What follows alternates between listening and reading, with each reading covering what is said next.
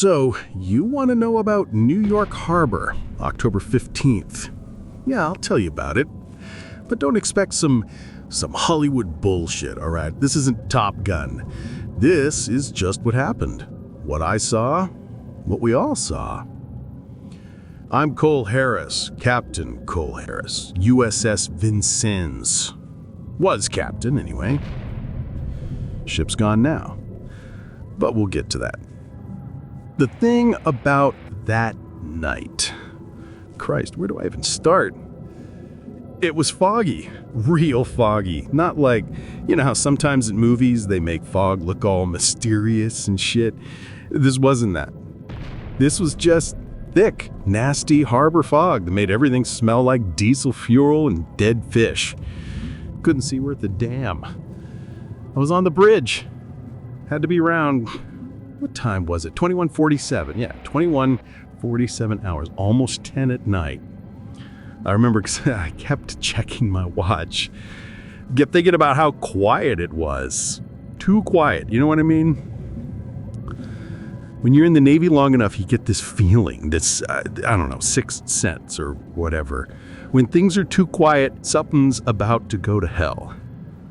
I had this coffee mug, Navy coffee mug, white, had a chip in it, dropped it during a storm of Norfolk back in July, I think. Maybe August, doesn't matter. Point is, I was holding this mug, drinking shitty Navy coffee and staring out at Manhattan through all that fog. Beautiful city. Even through the fog, you could see the lights. All those windows lit up. People going about their lives. Watching TV, eating dinner, putting their kids to bed. Normal people doing normal things. Had no idea what was coming. None of us did. Captain, that was Marquez. Petty Officer Martinez. Best sonar guy I ever worked with. Paranoid as hell, but that's what made him good. Captain, you need to hear this. I walked over to the sonar station. Green screen, bunch of lines of dots that don't mean shit to most people, but Martinez could read it like a book. And the look on his face, I knew we had a problem. What have you got, Martinez? Contacts, sir. Multiple contacts. Small, fast, running deep. He adjusted his phones, frowned. Sir, these aren't running like any subs I've tracked before. They're too fast, and there's too many of them. How many? At least 6, maybe more. Sir, they're all headed for the harbor entrance. That's when I knew. I mean, I didn't know, but I knew something was seriously fucked up. You don't get 6 submarines converging on New York Harbor by accident. This was planned. This was deliberate. I said, sound general quarters, all hands to battle stations. The alarm started going off. That sound, if you've never heard it, it's like nothing else. Cuts right through you. Suddenly the whole ship was moving. Boots on deck plates, doors slamming, people running. A warship. Waking up. The Vincennes was old. Ticonderoga-class cruiser, been around since the 80s, but she was tough. Proven. We'd taken it through the Gulf, through the South China Sea when things got hairy with the Chinese. She'd seen real combat. If you had to fight for your life, you could do worse than the Vincennes. But that night, looking at those sonar contacts, I felt like we were bringing a knife to a gunfight. Bridge, combat! That was Chen. Lieutenant Commander Chen, my weapons officer. Smart woman. Really smart. Could calculate missile trajectories in her head while the ship was getting shot at. We've got surface contacts too. Small boats, high speed, coming from the northeast. I grabbed the phone. How many? 12, maybe 15. Running dark, no lights. Classic attack formation. Attack formation. Jesus, this was really happening. Get me Comlant, I told the radio operator. Priority flash, and get harbor control on the line. I tried to think. New York Harbor. Why here? I mean, I knew why here. This is the heart of everything. You want to hurt America, really hurt us? You don't hit some military base in the middle of nowhere. You hit New York. You hit the place where 8 million people live and work and exist. Captain, Harbor Control's on the line. They're requesting immediate assistance. Multiple explosions at the Verrazano Bridge. The Verrazano? Shit, that's the big suspension bridge connects Staten Island to Brooklyn. If they hit that...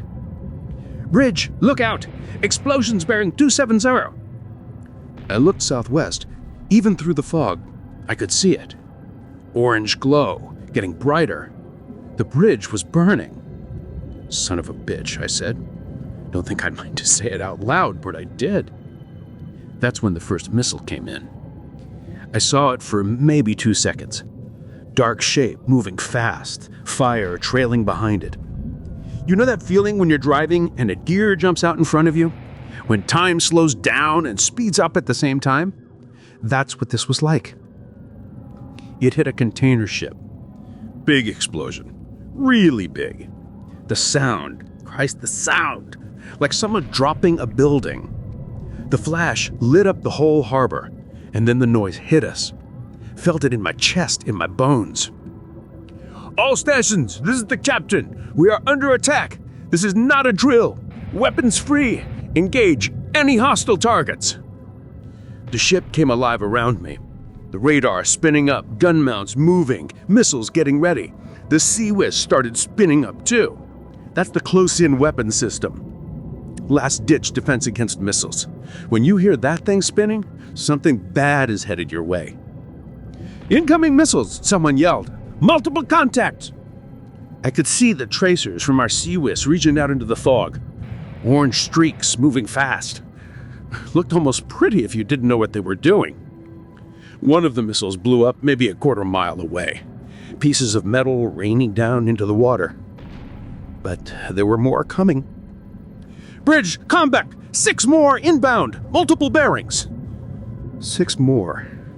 This wasn't random. This was coordinated. Military precision. Someone had planned this down to the minute.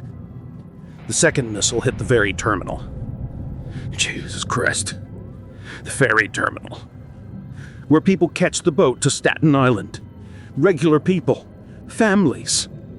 And it was just gone. 1 second it was there. Next second it was a fireball. The explosion was so bright it hurt to look at. The sound came after this deep boom that shook the whole ship. Multiple casualties at the ferry terminal, the radio operator said. Kid's voice was shaking. Ghost card requesting assistance. I wanted to help. God, I wanted to turn the ship around and start pulling people out of the water. But that's not how this works. You can't save anyone if you're dead. And there were still missiles in the air. Captain, torpedoes in the water. Multiple torpedoes bearing 180. Torpedoes, the invisible killers. You can't see them coming like you can missiles. They just run deep and fast and quiet until they blow a hole in your hull. All ahead flank, right full rudder, deploy countermeasures. The ship heeled over as we turned hard to starboard. The engines were screaming, pushing us faster than the old girl was supposed to go. Behind us, our countermeasures were putting noise and bubbles in the water, trying to confuse the torpedoes. The fog was starting to lift. All the fires were creating their own weather system, burning off the fog. I could see Manhattan clearly now, and it was burning. Multiple fires, smoke rising from the waterfront. The skyline I'd looked at 1,000 times was changing before my eyes. Multiple small craft bearing 090. I swung my binoculars northeast. Fast boats, military style. R-ribs, we call them. Rigid hull inflatable boats. Special ops use them. These had crews of 4, maybe 5 each, and they were all carrying heavy weapons. Mount 51, engage the small boats. Our 5-inch gun swiveled around. Big gun fires 70-pound shells. Against small boats, it's overkill, but overkill was what we needed right now. The gun fired, loud, really loud. Muzzle flash lit up the whole front of the ship. Out in the water, one of the boats just disappeared. Direct hit. But there were more. Always more. Machine guns. Open fire. Our 5 cows opened up. Heavy machine guns. Half-inch bullets. The tracers reached out across the water like deadly Christmas lights. But the enemy was shooting back now. I can hear bullets hitting the ship, pinging off the armor. Bridge, damage control. Casualties on the poor bridge wing. Casualties. My crew. My people. This wasn't a video game anymore. This was Martinez and Rodriguez and Chen and Johnson and all the other sailors who depended on me to keep them alive. The fog was almost gone now. I could see the whole scope of the attack. The Verrazano Bridge was twisted wreckage. The ferry terminal was gone. Fires were spreading along the waterfront, and everywhere small boats were attacking anything that moved. Submarine contract, bearing 000, range 800 yards. 800 yards. That's close. Really close. In naval terms, that's knife fighting range. Emergency turn to port. All ensigns ahead flank. The Vincennes came around hard. I could feel the dead plates vibrating as the engines pushed every bit of power they had, but would it be enough? That's when I saw the periscope. Just a thin line in the water, maybe 600 yards away, moving fast. Whatever submarine captain was down there, he was committed to this attack run. He was coming, whether we liked it or not. Stand by to fire S-Rock. The S-Rock is an anti-submarine rocket. Carries a torpedo to the target area, drops it into the water, and lets it hunt on its own. Complex weapon. Requires good targeting data and a lot of luck. S-Rock loaded and ready. Fire! The rocket leapt from our launch cell, trailing fire and smoke. For a moment it hung there against the city lights, then dove toward the water. Small splash, but I knew that below the surface our torpedo was already hunting. That's when the first torpedo exploded. Not ours, one of theirs. One that had been tracking us. It went off maybe 200 yards behind us, close enough that the shock wave picked up our stern and threw everyone on the bridge forward. The sound? Imagine being inside a drum when someone hits it with a sledgehammer. Everything on the ship was ringing like a bell. Damage report. Minor flooding. Compartment 3971L. Pumps are handling it. Close. Too close. But our ASROC found its target. The water erupted 600 yards away in a column of foam and debris. When it settled, no more periscope, just disturbed water and an oil slick. One submarine down. How many more were out there? I looked around the harbor. Attack boats still out there, though we'd gotten 3 or 4 of them. Manhattan was burning, emergency sirens everywhere. And then I saw something that made my blood freeze. Aircraft bearing 270, multiple contacts. Helicopters. Military helicopters flying low over the water. Assault configuration. I could see troops in the cargo doors. This wasn't just a naval attack. This was an invasion, full-scale amphibious assault. Someone had coordinated submarines, fast boats, missiles, and now helicopters, all hitting us at the same time. The question was, who? And how many more were coming? So the helicopters. Yeah, that's when I knew we were really fucked. I'm watching these things come in low over the water, and I'm thinking, this isn't some terrorist attack. This isn't even a raid. This is an invasion. Full scale. Someone's trying to take New York Harbor. And they brought the whole damn toolbox to do it. The lead helicopter was maybe 2 miles out now. Big bastard, twin rotors, looked Russian or Chinese. Had to be a transport, something that could carry troops. And I could see people in the cargo doors, armed people. Mount 51, target the lead helicopter, I ordered. Our gun mount started tracking. 5-inch naval gun versus helicopter. Should be easy, right? Wrong. Helicopters are small, fast, maneuverable, and our gun was designed for ships and shore targets. Hitting a moving helicopter with a 5-inch gun is like trying to swat a fly with a baseball bat. The gun fired anyway. Big flash, loud boom. The shell went wide, exploded in the water about 50 yards behind the helicopter. The pilot banked hard-left, obviously knew what he was dealing with. Machine guns engaged the helicopters. Our .5 cals opened up, tracers reaching out toward the incoming aircraft. But they were still too far away. Most of the rounds were falling short, splashing into the water. That's when the helicopter fired back. I saw the missile launch from under the aircraft's stub wing. Small missile, air to surface, probably an anti-tank missile repurposed for naval targets. It came in fast, sea-skimming, straight at us. CWIS, engage. Our closing weapon system tracked onto the incoming missile and opened up. 3,000 rounds per minute of 20mm ammunition, creating a wall of lead between us and that missile. For a second, it looked like it might work. The missile was wobbling, taking hits, but it kept coming. The missile hit us amidships, right below the bridge. The explosion threw me against the chart table, hard enough to crack a rib. Alarms started going off everywhere. Lights flickered. I could smell smoke and burning electrical insulation. "Damage report!" I yelled, pulling myself back to my feet. "Direct hit on the superstructure," came the reply from damage control. "Fire in compartment 02972M. Damage control teams responding." Fire.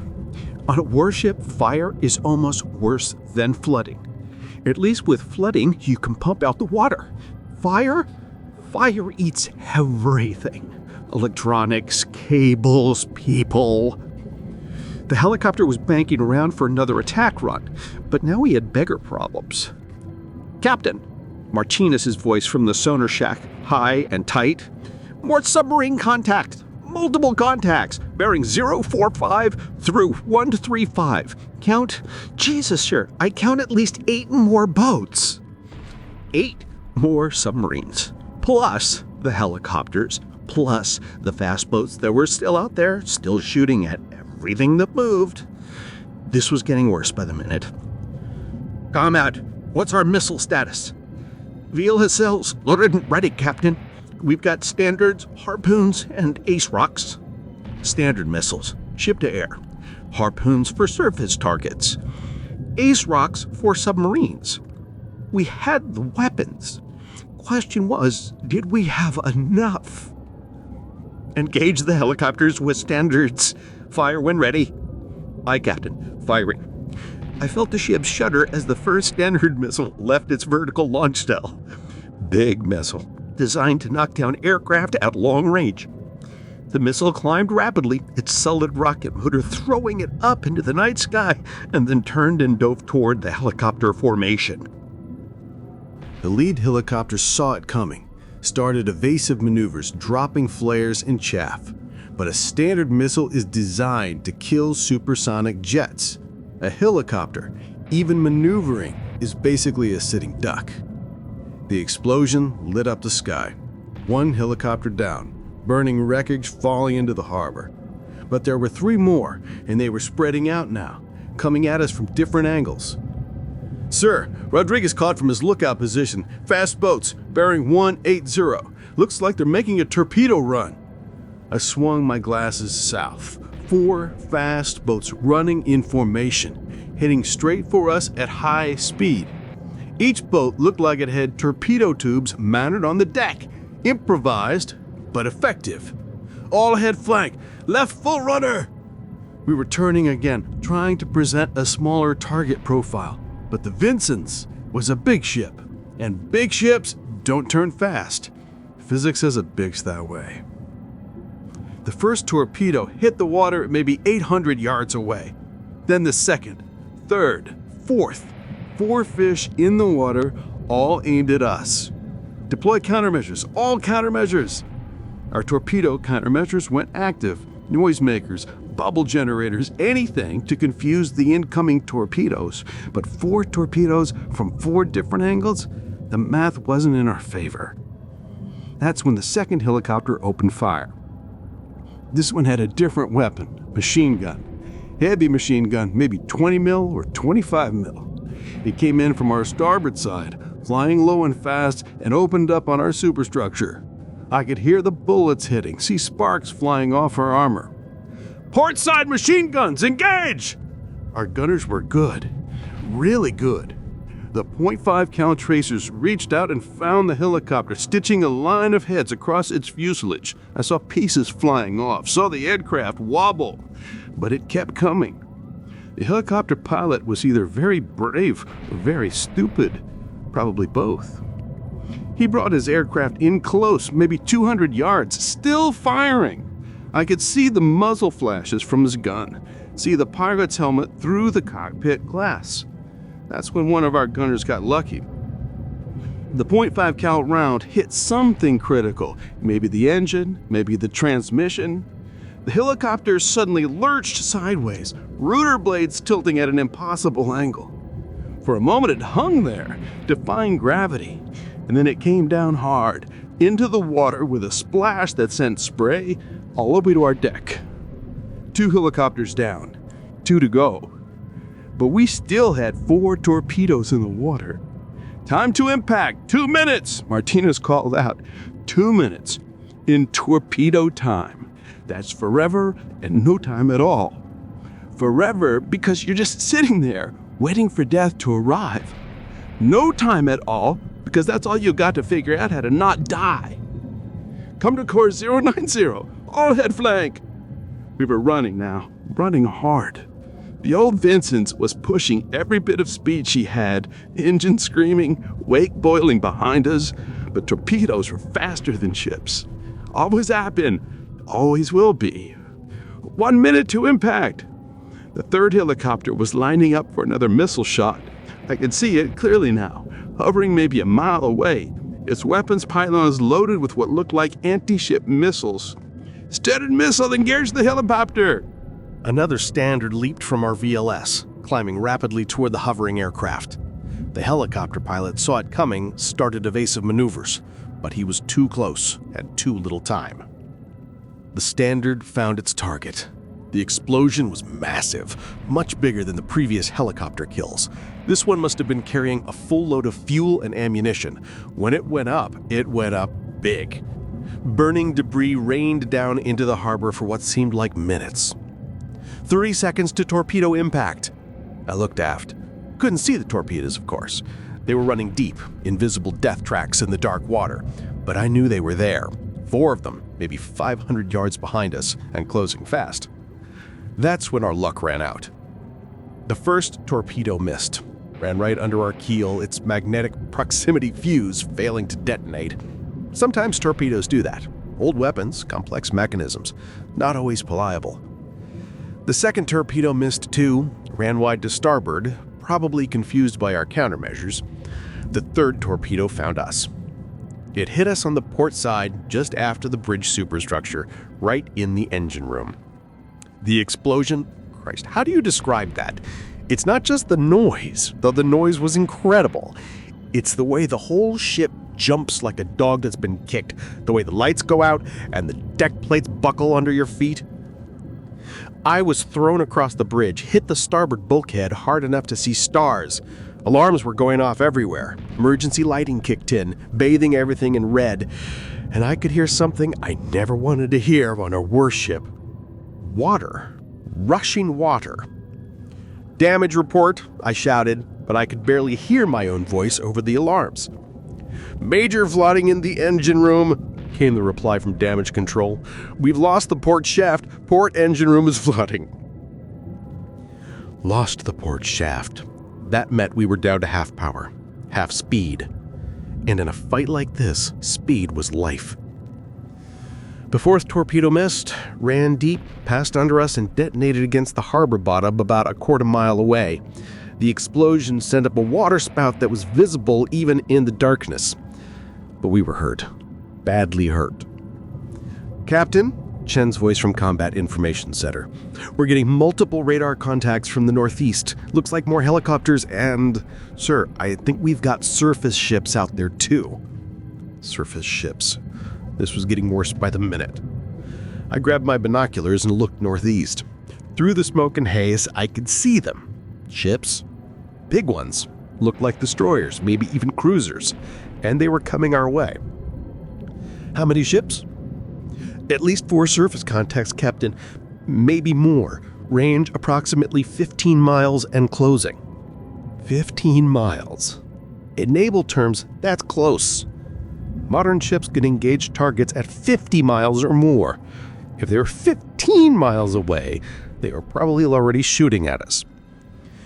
Combat, stand by to engage surface targets with harpoon missiles. Aye, sir. Harpoons loaded and ready. Harpoon missiles. Our primary anti-ship weapon. Good missiles, proven in combat, but we only carried so many and there were a lot of targets out there. That's when the last helicopter showed up. This one was different, bigger. It came in from the west, flying out over Manhattan, and I could see why it had taken so long to arrive. It was carrying something big, suspended beneath its belly on cables. What the hell is that? Someone asked. I focused my binoculars on the approaching aircraft. The object hanging beneath it was cylindrical, maybe 20 feet long. Looked like... Jesus Christ, I breathed. That's a mine! They're carrying a mine! A naval mine. Big one by the look of it. Probably 1,000 pounds of high explosive designed to blow the bottom out of a ship. And they were heading straight for the shipping channel, right where the commercial traffic would have to pass. If they dropped that mine in the channel, they could close the harbor to all shipping. No ships in, no ships out. New York would be cut off from the sea. All guns, engage that helicopter! Every weapon we had opened up at once. 5-inch gun, machine guns, even some of the crew with small arms. Tracers filled the air, reaching out toward the approaching helicopter. But it was too late.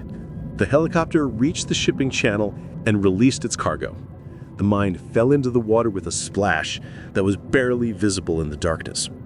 Then the helicopter banked away, heading back toward whatever ship had launched it.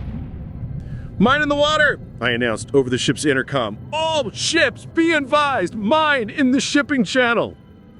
But I knew it was too late. The mine was down there now, waiting. Any ship that passed over it would trigger its sensors. The harbor was effectively closed. And we still had 4 enemy surface ships bearing down on us.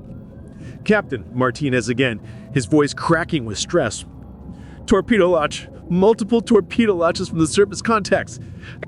Sir, I count at least 12 torpedoes in the water." 12 torpedoes from 4 ships. That meant each ship had fire a spread of 3 fish, standard attack pattern. And they were all aimed at us. I looked around the bridge. My crew was still at their stations, still doing their jobs, despite everything that had happened. Chen was calculating firing solutions for our harpoons. Martinez was tracking the incoming torpedoes. Rodriguez was still on his lookout post, watching for threats. Good people. Professional sailors. They deserved better than to die in New York Harbor because some asshole with delusions of empire decided to start World War III. "Time to torpedo impact?" 8 minutes, sir. 8 minutes. We had 8 minutes to kill 4 enemy ships before their torpedoes killed us. "Combat, fire all harpoons! Spread the targets!" "Aye, sir, firing!" I felt the ship shudder as our harpoon missiles leapt their launch cells. 4 missiles, climbing rapidly into the night sky before turning toward their targets. Each harpoon carried a 485-pound warhead, more than enough to mission kill a destroyer if it hit in the right place. But would they hit? And would 4 missiles be enough against 4 ships? I watched in my binoculars as our missiles raced toward their targets. In the distance, I could see the enemy ships starting invasive maneuvers, launching chaff and flares, their defensive systems coming online. The first harpoon found its target. I saw the explosion bloom against this distant ship's hull, an orange flower of destruction. The ship immediately started listening to port, its speed dropping. 1 down, 3 to go.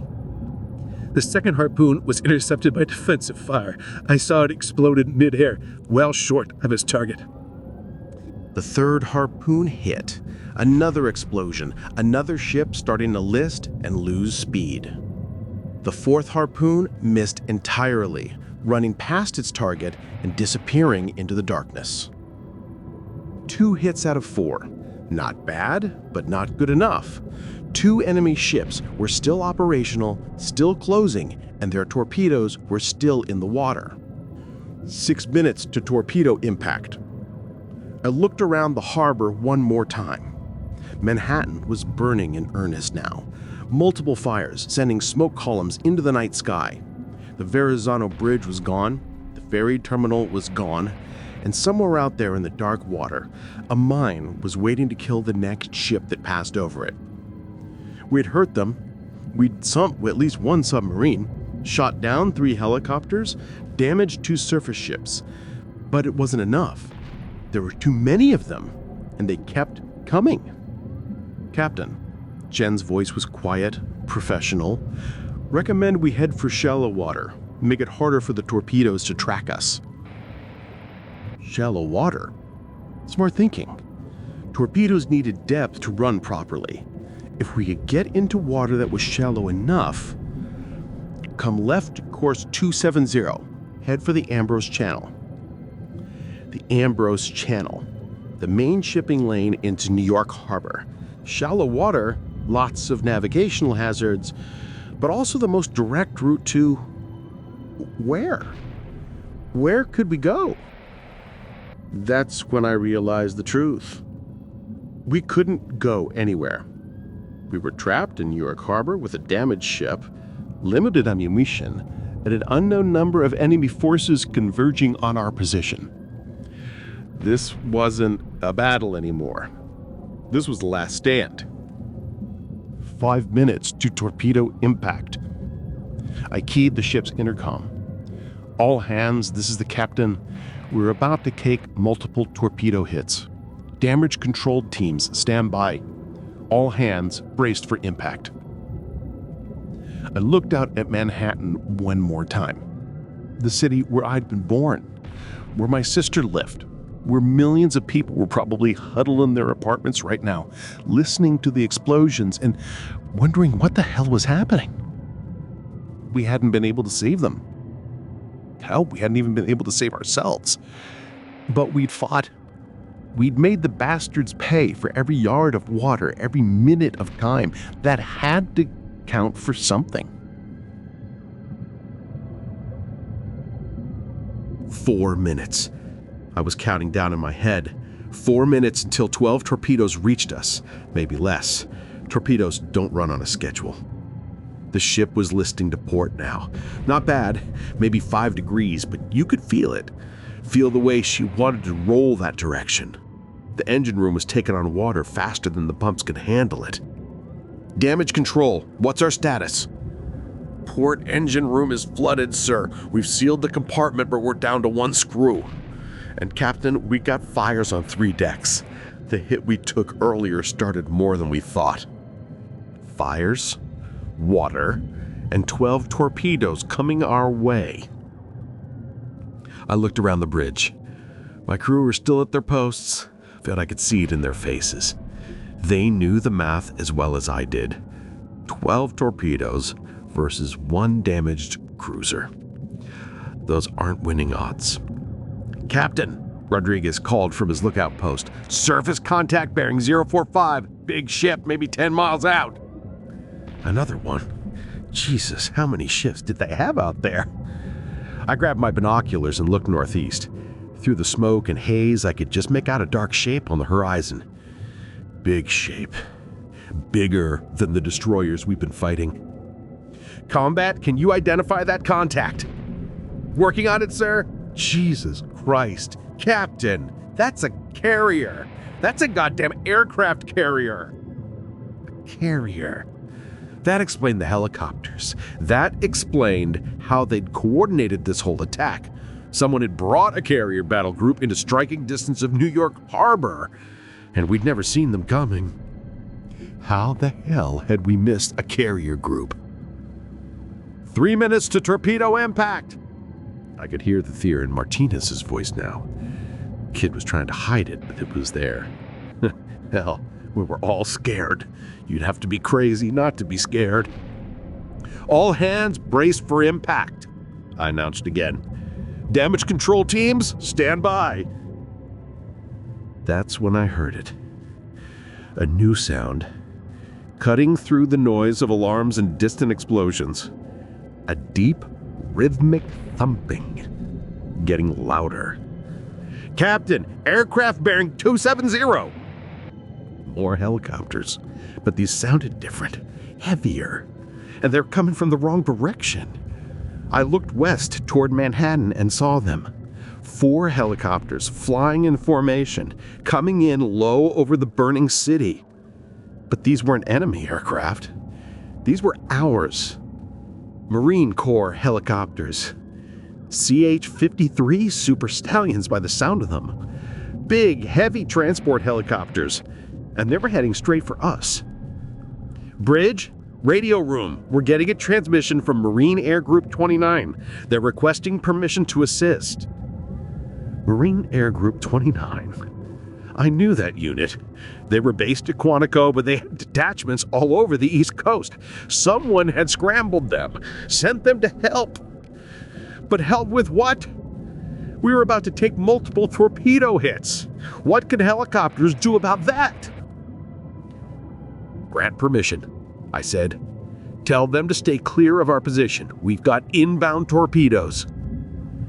The lead Marine helicopter peeled off from the formation and came in close to our starboard side. I could see the door gunners, see Marines in full combat gear. The helicopter pilot was good, really good, holding his aircraft steady maybe 50 yards away, despite the turbulence from our wake. Someone in the helicopter was holding up a sign, hand-lettered on what looked like a piece of cardboard. "We've got fast movers inbound. ETA 2 minutes. Fast movers, fighter jets. Someone had scrambled air support. 2 minutes to torpedo impact. 2 minutes to torpedo impact. 2 minutes to air support arrival. The timing was going to be close, real close. That's when the 4th submarine decided to join the party. "Contact, submarine contact bearing 000, range 600 yards. 600 yards, right in front of us. Another periscope cutting through the water, moving fast. This one wasn't trying to hide. This one was making a surface attack run, coming straight at us.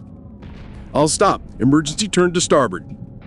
But we were already committed to our course, already turning into the Ambrose Channel.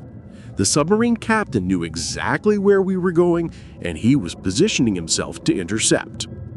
"Torpedo launch. The submarine rig just fired." Another torpedo in the water. Number 13. As if 12 wasn't enough. I could see the wake now. A white line in the dark water, heading straight for our bow. Close range shot, maybe 400 yards. No time for evasive maneuvers, no time for countermeasures. "All hands, brace for." The torpedo hit us forward, right in the bow. The explosion lifted the front of the ship out of the water, and I swear for a moment we were airborne. Then we came down hard. The bow twisted and bent, water pouring in through the hole where our forward gun mount used to be. The lights went out.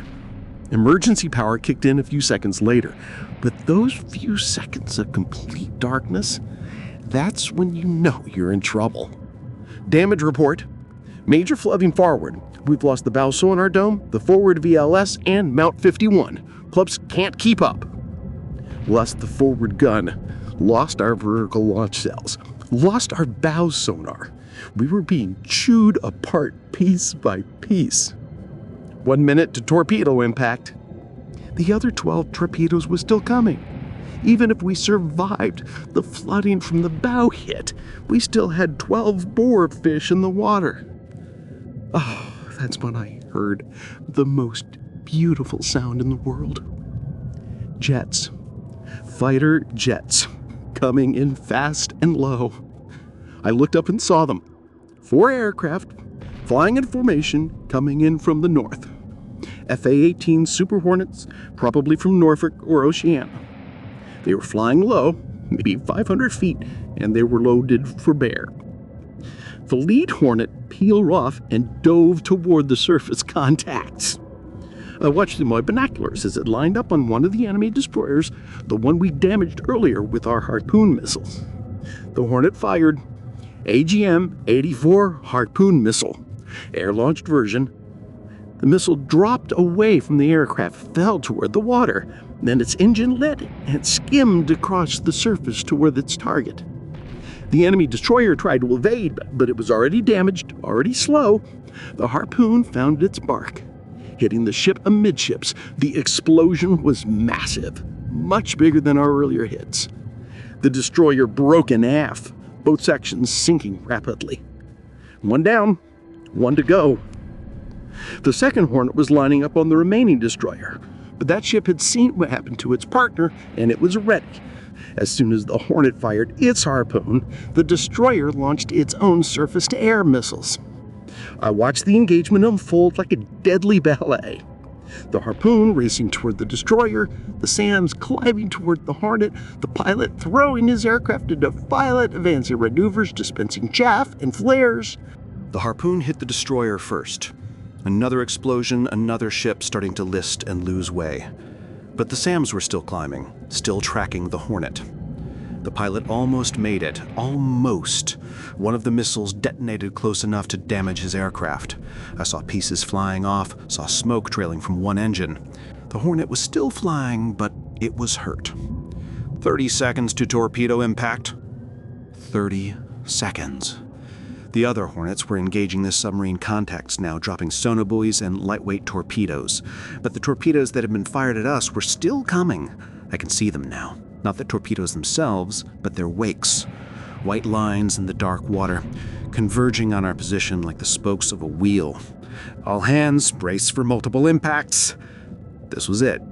This was how it ended. In 30 seconds, maybe less, 12 torpedoes were going to hit the USS Vincennes. Some of them might malfunction, might miss, but not all of them, not 12 of them. I thought about my sister in Manhattan. Wondered if she was watching from her apartment window, seeing the fires and explosions in the harbor. Wondered if she knew her big brother was out here trying to keep the bad guys away from her city. I thought about my crew.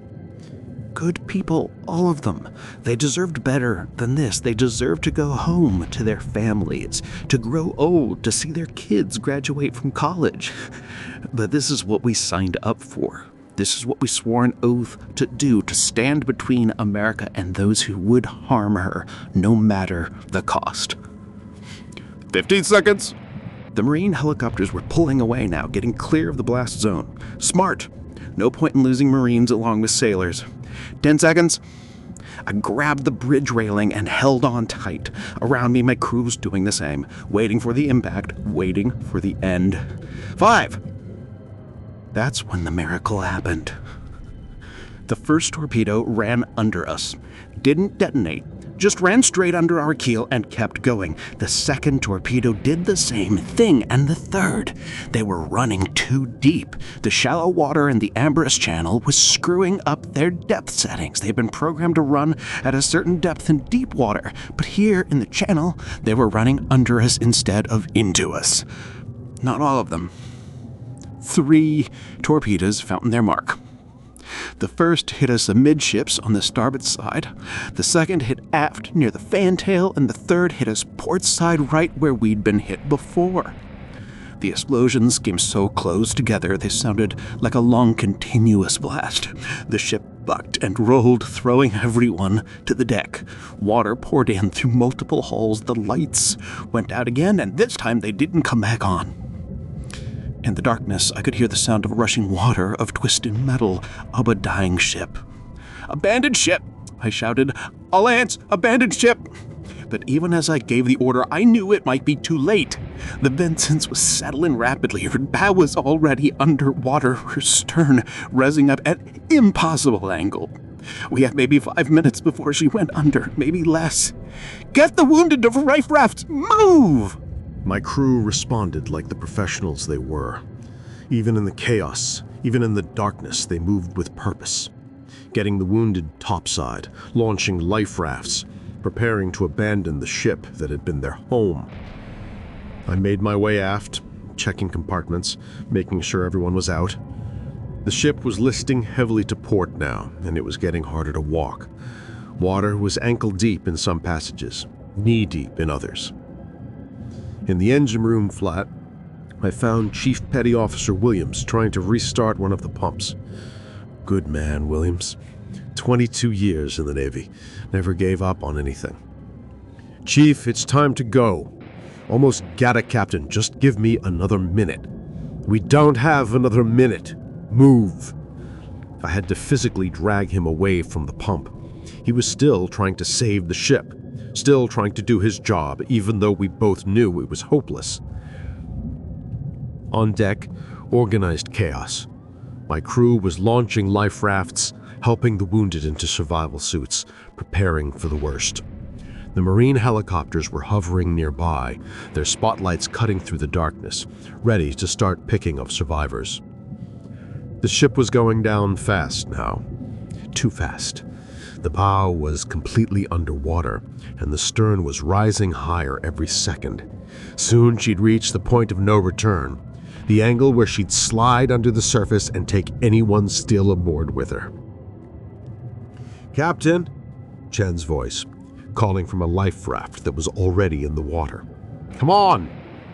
I looked around the deck one more time, counted heads, made sure everyone was accounted for.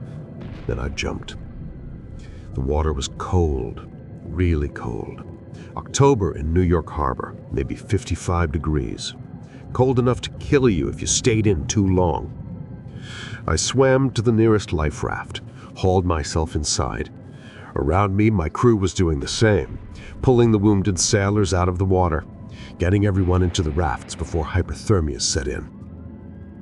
The Vincennes was standing almost vertical now, her bow completely submerged, her stern pointing toward the sky like an accusing finger. She hung there for a moment, defying gravity, and then she slipped beneath the surface with barely a sound. My ship, my command, gone. In the distance, the Marine helicopters were starting their pickup runs, lowering rescue baskets, pulling survivors out of the water. Good pilots, those Marines. They get us out of here. But as I sat in that life raft, watching Manhattan burn in the distance, I couldn't help but think about what we'd lost.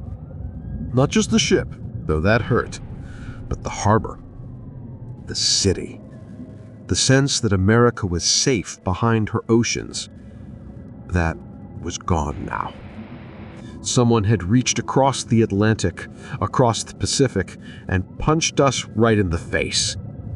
And we'd barely seen it coming. The war had come home.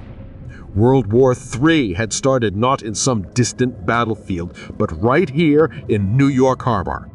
And this was just the beginning. The helicopters were coming for us now. I could hear the rotors getting louder, see the searchlights getting brighter. We'd be rescued. Most of us, anyway. But rescued to what? What kind of world were we going back to? I looked at Manhattan one more time, at fires burning along the waterfront, at the smoke rising into the night sky. Somewhere out there, my sister was probably scared out of her mind. Somewhere out there, 8 million people were learning what war really meant. And somewhere out there, whoever did this was probably watching, probably pleased with their work.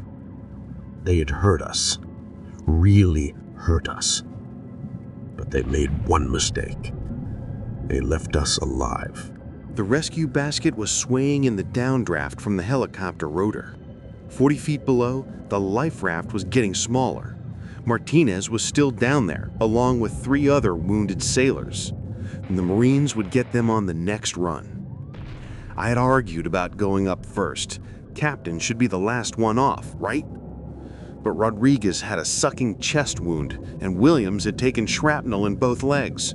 The corpsman said they needed immediate medical attention, so I went up with the wounded.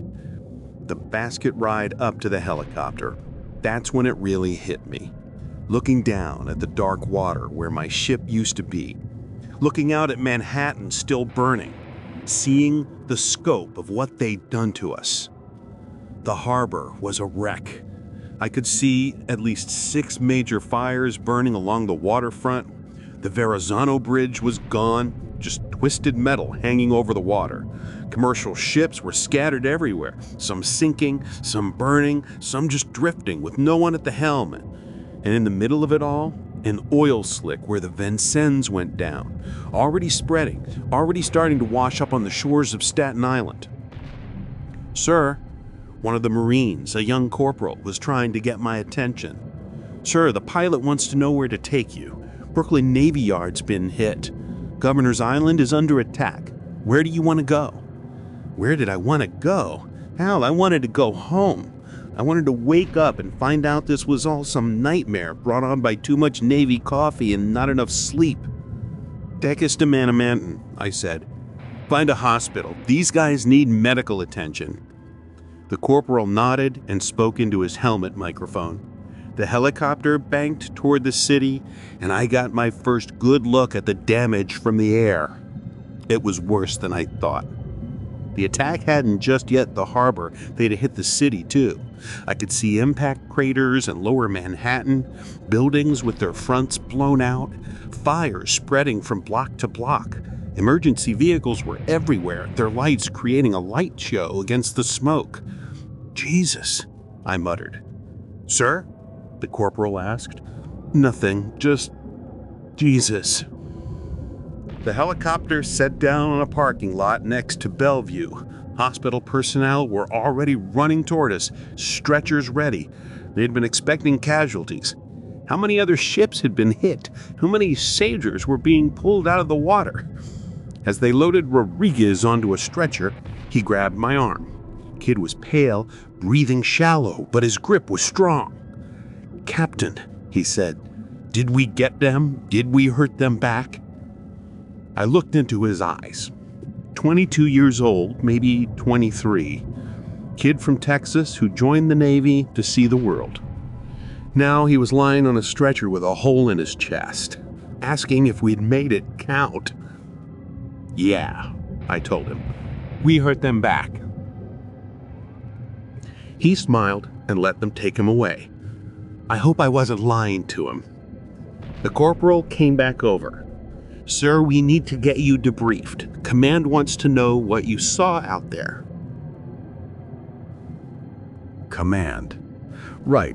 Someone would want a report. Someone would want to know how a carrier battle group had gotten close enough to attack New York Harbor without anyone noticing. Good question. I'd like to know that myself. The helicopter lifted off again, heading back to pick up Martinez and the others.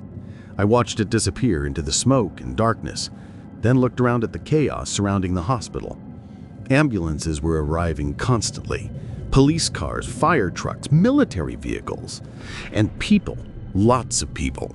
Some injured, some just scared. All of them looking for answers that nobody seemed to have. A Navy lieutenant I didn't recognize came running over. "Captain Harris, I'm Lieutenant Baker, Naval Intelligence. We need to get you to the Fleet Command Post immediately." Naval Intelligence. Of course. They'd want to know everything. Every detail, every observation, every guess about who had done this and why. The ride to the command post was surreal. Streets full of emergency vehicles, people standing on sidewalks looking up at the smoke rising from the harbor. Some were crying, some were just staring, and some looked angry, really angry. Good. Angry was better than scared. The Fleet Command Post was set up in a building near the Brooklyn Navy Yard, or what used to be the Brooklyn Navy Yard.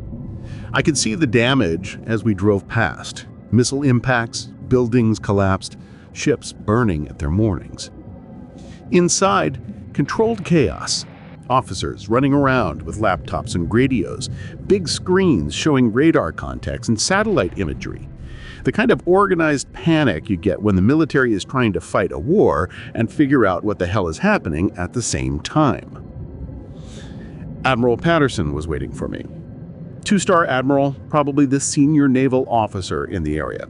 I'd met him once before, at some ceremony I couldn't remember. He looked like he'd aged 10 years in the last 6 hours. "Captain Harris, glad you made it out." He shook my hand, gestured toward a chair. "I need to know everything. Start from the beginning." So, I told him everything.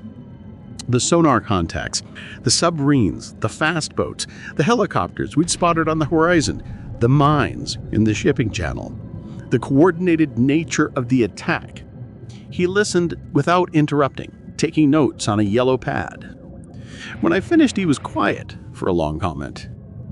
"How many enemy ships did you actually see?" he finally asked. "At least 6 submarines, 4 surface ships, probably destroyers, 1 carrier, unknown number of helicopters and fast boats." "And you're sure about the carrier?" Combat identified it as a carrier. "Big ship, 10 miles out. That's where the helicopters came from." He nodded, made another note. "Captain, what I'm about to tell you doesn't leave this room. We've been tracking a Chinese naval task force for the past week.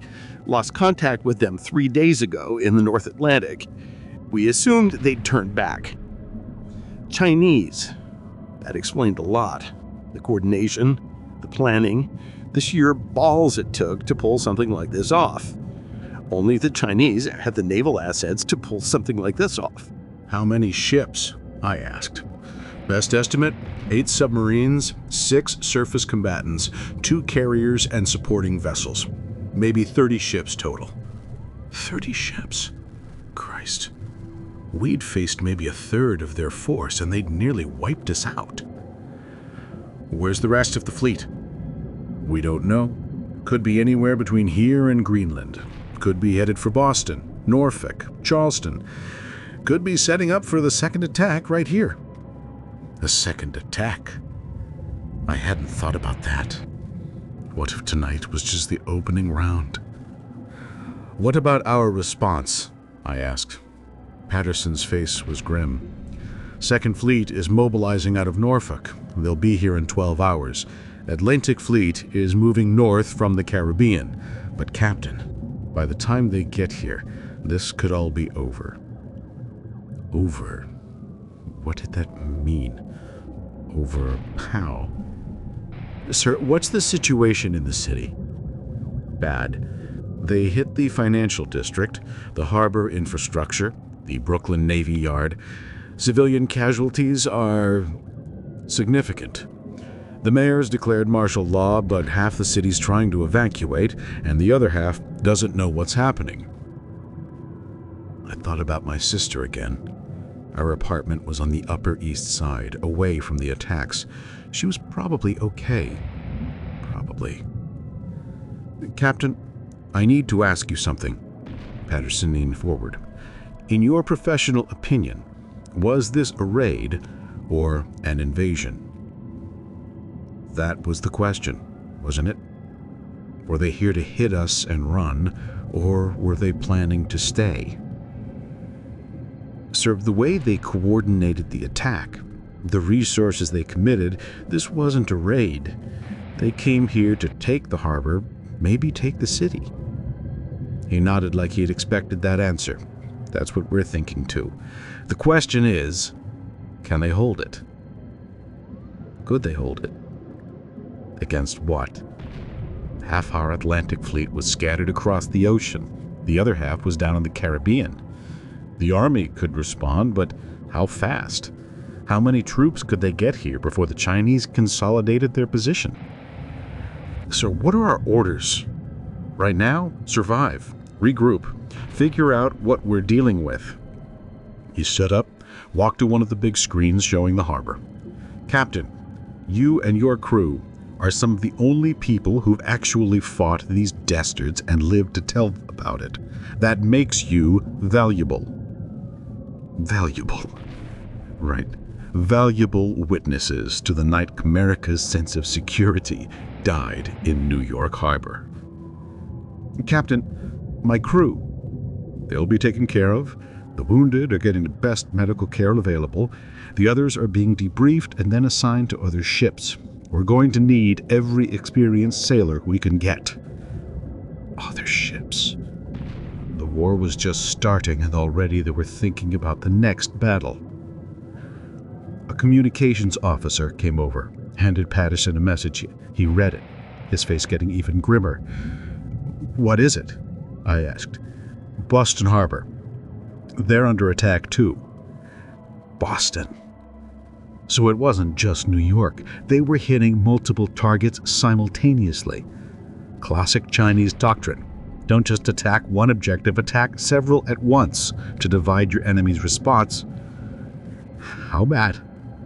Too early to tell, but Captain, this is bigger than we thought. This isn't just an attack on New York. This is an attack on the entire East Coast. I felt that cold finger again tracing down my spine. This wasn't just World War III starting. This was America under siege. Captain, Patterson continued, I'm putting you on my staff. Temporary assignment. I need someone who's seen them fight. Someone who knows their tactics. Staff assignment. A desk job. While my sailors were scattered to other ships, other battles. Sir, with respect, I'd rather have a ship. Right now, Captain, we don't have any ships to give you. The ones that weren't sunk tonight are either damaged or already committed. He looked back at the screen, showing the harbor. Besides, we need to understand what we're fighting before we can figure out how to fight it. He was right, of course, but it didn't make it any easier. My ship was gone. My crew was scattered, and I was stuck in a command post while other people fought the war. There's something else, Patterson said. The mine you reported in the shipping channel. We've located it. It's a big one, probably enough explosive to sink a battleship. And it's not the only one. We think they've mined the entire approach to the harbor. Mined the harbor. That meant no ships in, no ships out. No B supply, no reinforcement, no evacuation. New York was cut off from the sea. How long to clear the mines? Days, maybe weeks, and that's assuming we can get mine-clearing assets here without them being attacked. Days or weeks. In military terms, that was forever. In that time, the Chinese could land troops, establish defensive positions, bring in supplies. They could turn New York Harbor into a fortress. I walked over to the window, looked out at the city. You could see the glow of fires from here, see the smoke columns rising into the night sky. Somewhere out there, millions of people were learning what it meant to be on the front lines of war. And somewhere out there, Chinese ships were probably unloading troops and equipment, preparing for the next phase of whatever plan they'd been working on. Admiral, I said, turning back to Patterson, what happens now? He was quiet for a moment, studying the tactical displays, processing information from a dozen different sources. Now, Captain, now we figure out how to take our harbor back. Take it back. From an enemy that had just demonstrated they could project power across an ocean, coordinate a complex multi-platform attack, and sink one of our best ships without breaking a sweat. This was going to be a long war. Through the window, I could see the first hint of dawn on the eastern horizon. October 16th, the day after the world changed. The day America woke up to discover that the oceans weren't big enough to keep the war away anymore.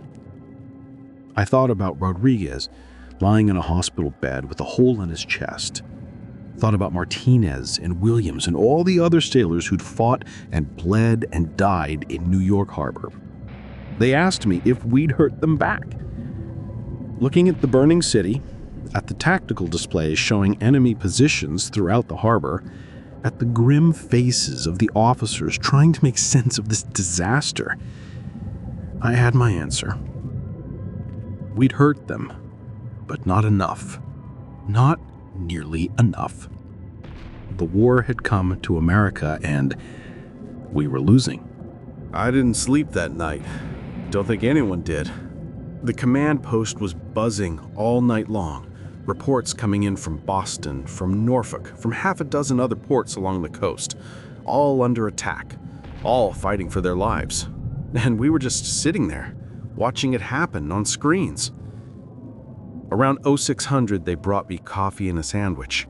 Navy coffee, black, strong enough to wake the dead. The sandwich was, hell, I don't remember what it was. Ate it anyway. You eat when you can in wartime, because you never know when you'll get another chance. Captain Harris, young ensign, couldn't have been more than 22. Admiral Patterson wants to see you in the briefing room. I followed him down a corridor lined with situation boards and tactical displays, each one showing a different piece of the disaster. New York Harbor, with red symbols marking enemy positions. Boston Harbor, same thing. Norfolk, Jesus, Norfolk looked even worse than we did. The briefing room was full of officers I didn't recognize. Army, Air Force, Marines, Coast Guard, even some guys in suits who were probably CIA or NSA or some other alphabet soup agency. All of them looking like they'd been hit by a truck. Patterson was standing at the head of the table, pointing at a large map of the eastern seaboard. Red arrows showed attack routes, enemy positions, areas under hostile control. "Gentlemen, Captain Harris," he said as I walked in. "Captain Harris commanded USS Vincennes during last month's engagement. Captain, tell them what you saw." So I went through it again. The submarines, the coordination, the carrier group, but this time with more details. The way they'd use the fog for concealment, the precision of their missile strikes, the fact that they'd been able to get that close without being detected. When I finished, an Army colonel leaned forward. "Captain, in your opinion, how long have they been planning this?" "Months," I said without hesitation. "Maybe years. You don't coordinate an attack like this overnight. They knew our patrol schedules, our response times, probably our communication frequencies. This was intelligence-driven from the start." A guy in a suit made a note. "Captain, did you observe any indicators that they're planning to hold these positions long-term?" I said the mines. They mined the shipping channels. That's not something you do for a hit-and-run raid. That's area denial. They're planning to stay. Patterson noted. "That matches what we're seeing elsewhere. Boston, Norfolk, Charleston all have reported mines in their approach channels. They're trying to close off the entire eastern seaboard." Close off the eastern seaboard. Cut America off from the Atlantic. I was starting to understand the scope of what they were trying to do. "What's the latest from Washington?" asked an Air Force general. "Pentagon has been evacuated. They hit D.C. around 0400. Not invasion, just missile strikes, enough to disrupt command and control." Hit D.C. Of course they did. Take out the command structure, isolate the military units, prevent coordinated response. Classic military doctrine. "Sir," I said, "what about our submarine force? Surely we've got boats that can get to these Chinese ships." Patterson's face was grim. "We have 6 submarines between here and Norfolk. The Chinese know that. They've got their own submarines haunting ours." 6 submarines against maybe 30 enemy ships. The math wasn't good. "What about the Air Force?" the general asked. "We can get fighters here from inland bases." "Already happening," Patterson replied. "But they've got SAMs on those ships, surface-to-air missiles, probably the latest Chinese systems. We've lost 3 aircraft already." Lost 3 aircraft. This was turning into a shooting gallery with us as the targets. That's when the door opened and another officer came in. Navy captain, but I didn't recognize him. He looked like he'd been through hell. "Sorry I'm late," he said. "Just got off a helicopter from Boston." Boston. I could see it in his face before he even spoke. It was bad. "Captain Morrison, USS Constitution," he said, introducing himself, or what's left of her. the Constitution, old Ironsides. They'd hit old Ironsides. "Report, Captain," Patterson said. Morrison moved to the map, pointed to Boston Harbor. "They hit us around midnight. Same pattern as here. Submarines, fast boats, missiles. We lost the Bunker Hill, the Anzio, and the Gettysburg. 3 Aegis cruisers gone." 3 cruisers? Jesus! That was most of our East Coast surface combatant force right there. "The Constitution," someone asked. "Took 2 missile hits, but she's still afloat. Barely. We're conducting damage control operations, but..." He shrugged. "She's not going anywhere anytime soon." Morrison looked like I probably looked, like a man who'd watched his world burn and couldn't do anything to stop it. "Casualties?" Patterson asked. "Heavy. Real heavy. And, Captain, they've landed troops." Landed troops. There it was, the thing we had all been dreading to hear. "Where?" "Boston waterfront. Maybe 2 battalions of Marines. Chinese Marines. They've secured the harbor entrance and the digging in." 2 battalions.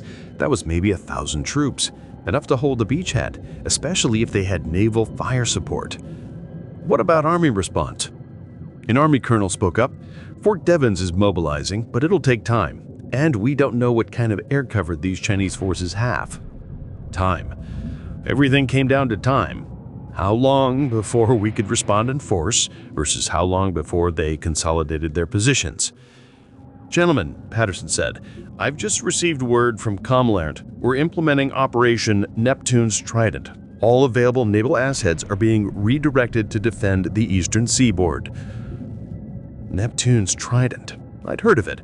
Contingency plan for defending the coast against a massive naval invasion. Hadn't thought I'd ever see it implemented. "What's her timeline?" I asked. "Second Fleet will be here in 8 hours, but that's just 4 destroyers and a frigate. The real heavy hitters won't arrive for 48 hours. 48 hours. In military terms, that was an eternity. In that time, the Chinese could land more troops, establish supply lines, maybe even bring in heavy equipment. A communications officer entered the room, handed Patterson a message flimsy. The Admiral read it, his face getting even grimmer. "What now?" Morrison asked. "Norfolk has gone dark. Lost communications 20 minutes ago." Gone dark. That could mean a lot of things, none of them good. Equipment failure, enemy jamming, or... "Sir," I said, "recommend we establish direct communications with individual ship commanders. If they're jamming fleet frequencies..." "Already doing it. But, Captain, we've got a bigger problem. Intelligence reports Chinese transports moving towards our coast. Big ones. If they're planning a full-scale invasion of the United States. Something that hadn't happened since 1812. Something nobody thought was possible in the modern era." But here we were. "Admiral," the Air Force general said, "we need to discuss nuclear options." Nuclear options? Christ. Were we really talking about nuking Chinese ships off the American coast? "General," Patterson replied, "that decision is way above our pay grade, but for now, we fight with what we have." What we had. A handful of damaged ships, scattered air assets, and a few thousand troops trying to hold back an invasion force that had been planning this for years. Through the window, I could see the sun climbing higher over the city. It was going to be a beautiful day. Clear skies, light wind, perfect visibility. Perfect weather for bombing runs and missile attacks. My phone buzzed. Text message. I pulled it out, saw it was from my sister. "Cole, are you okay? Saw the news about the harbor. Please tell me you're safe." I stared at the message for a long moment. How do you answer that? How do you tell someone that you're safe, but the world has just gone completely insane? I typed back, "I'm okay. Stay inside. Don't go near the waterfront." Her reply came back immediately. "What's happening? The news isn't saying much." What's happening? World War III, that's what's happening. The end of the America we grew up in. The beginning of something new and terrible. I typed, "Can't say much. Just stay safe. I love you." "Love you too. Be careful." I put the phone away, looked around the room at all these officers trying to make sense of an impossible situation. good people, smart people, but we were all flying blind here. Fighting an enemy we didn't really understand, with resources we didn't really have. Captain Harris, Patterson said, getting my attention. I want you to work with intelligence, help them understand Chinese naval tactics. If we're going to fight these people, we need to know how they think. Intelligence work, more desk job. But maybe that's where I could do with the most good now. Maybe understanding the enemy was more important than shooting at them. Aye, sir. As I left the briefing room, I passed by a window overlooking the harbor. In the distance, I could see the smoke still rising from the water where the Vincents had gone down. In a few hours, maybe a few days, other ships would arrive to take up the fight. But would it be enough? Could we really drive them out, or were we just going to feed more ships and more sailors into the meat grinder? I thought about Rodriguez again, lying in that hospital bed, asking if we'd hurt them back. I told them yes, but looking out at that harbor at the smoke and debris and oil slicks, I wasn't sure anymore. We'd hurt them, but they'd hurt us worse, and they were just getting started.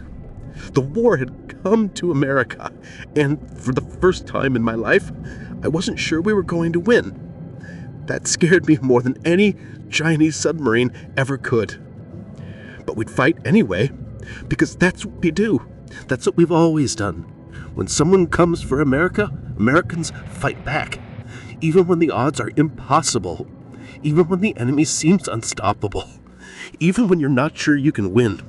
You fight anyway, because the alternative is unthinkable. Day 2, October 17th. Still felt weird calling it that. Day 2 of what? The war? The invasion? The end of everything we thought we knew about being safe in America? I was in the intelligence section by 0500, drinking bad coffee and staring at satellite photos of New York Harbor. The Chinese had been busy overnight. Real busy. "Captain, take a look at this," said Lieutenant Colonel Mason, Army intelligence officer, who'd been assigned to help figure out what the hell we were dealing with. He pointed to a series of photos taken at 2-hour intervals throughout the night. In the first photo, the harbor looked like we'd left it. Burning ships, debris, oil slicks. But by the last photo, Christ, they'd somehow gotten heavy equipment ashore. I could see what looked like mobile radar units on Staten Island, probably SAM sites on the Brooklyn waterfront, and at least 3 temporary piers constructed near the old Navy Yard. "How did they do this so fast?" I asked. Best guess? They had advance teams in place, people who'd been here for weeks, maybe months, getting ready. Plus, they brought engineering equipment with them. This wasn't improvised. Engineering equipment? That meant this really was an invasion, not just a raid. You don't bring bulldozers and portable cranes unless you're planning to stay. What about troop strength? Mason pulled out another set of photos. "We estimate at least 3,000 Chinese Marines ashore between here and Boston. Maybe more. And Captain, these aren't just regular infantry." He showed me a close-up of troops unloading from what looked like a transport submarine. The soldiers were carrying heavy weapons, wore what appeared to be advanced body armor, and moved with the kind of precision you only get from elite units. Special forces? That's our assessment. Chinese Marine Corps Special Operations Brigade, probably. These are their best people. Their best people. Of course, you don't send second-string troops to invade the United States. "Sir," a young analyst called from across the room, "you need to see this." We walked over to his workstation. Multiple screens showing intercepts from Chinese military communications. Encrypted, our people had managed to crack some of it. "What are we looking at?" Mason asked. "Phase 2, the analyst said. "They keep referring to Phase 2. Best we can tell, last night was just the opening move." Phase 2. I felt that familiar cold finger again. Any idea what Phase 2 involves? Transport ships, sir. Big ones. Our satellites have identified at least 12 large vessels approximately 200 miles east of Long Island, moving toward us at flank speed. Transport ships. Carrying what? More troops?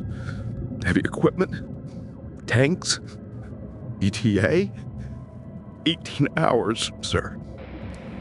18 hours. Less than a day before whatever they had planned for Phase 2 arrived. I walked back to the window, looked out at the city. You could still see the smoke from the fires, although some of them had been put out overnight. Emergency vehicles were still everywhere. And if you look carefully, you can see military vehicles moving through the streets. National Guard probably, trying to establish some kind of defensive perimeter, but perimeter against what?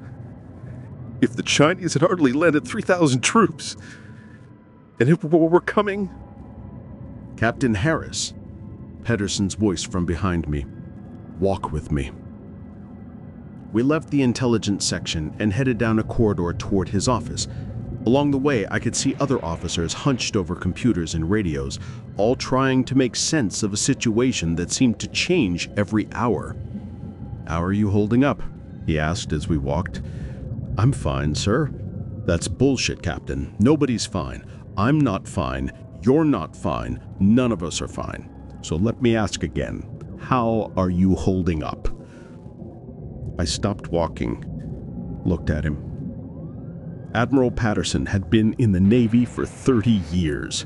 He'd commanded ships in the Gulf War, fought pirates off Somalia, dealt with every kind of crisis the modern Navy could throw at him. But right now, he looked old. Really old. "Honestly, sir, I keep waiting to wake up." He nodded. "Yeah, me too." He started walking again. "Captain, I need to ask you something, and I need a straight answer. Based on what you saw out there, based on your experience fighting these people, can we win this?" Can we win this? The question I'd been avoiding thinking about. "Sir, that depends on what winning looks like. Can we drive them out of the harbor? Maybe, if we get enough ships and air support. Can we prevent them from landing more troops? I don't know. Can we keep them from taking New York? That's going to be harder." He was quiet for a moment. "Captain, what I'm about to tell you stays between us. We'd lost contact with the Pacific Fleet." Lost contact with the Pacific Fleet. The whole Pacific Fleet. "Sir," he said, "last communication was 36 hours ago. Since then, nothing. We think they're under attack too. Pearl Harbor, San Diego, probably the whole West Coast." The whole West Coast? Jesus! This wasn't just an attack on the East Coast, this was a coordinated assault on the entire United States. How is that possible? How did we not see this coming? That's what everyone's asking. NSA, CIA, and DIA, nobody picked up on this. Either they're better at operational security than we thought, or what? Or someone helped them. Someone on our side. A mole. A traitor. Someone who'd given the Chinese everything they needed to plan this attack. We reached Patterson's office. Inside, more screens, more maps, more red symbols showing enemy positions. And in the corner, a small TV tuned to CNN. The sound was off, but I could see the headlines scrolling across the bottom. Unprecedented attack on U.S. ports. President declares martial law. Congress evacuated to secure location. Admiral, what are our orders from Washington? Hold what we can, prevent enemy expansion, prepare for counterattack. He sat down heavily in his chair. In other words, figure it out ourselves. Figure it out ourselves? With what? A handful of damaged ships, scattered air assets, and an enemy that seemed to be one step ahead of us at every turn. Sir, I think we need to consider the possibility that this harbor is lost. Patterson looked up sharply. Explain. They've got troops ashore, heavy equipment, defensive positions. They're getting reinforcements, and we don't have the assets to mount an effective counterattack. Not yet. Maybe the smart move is to pull back, establish a defensive line inland, and wait for more help to arrive. Pull back? Abandon New York Harbor? Temporarily, until we can amass enough force to take it back. He was quiet for a long moment, staring at the tactical display.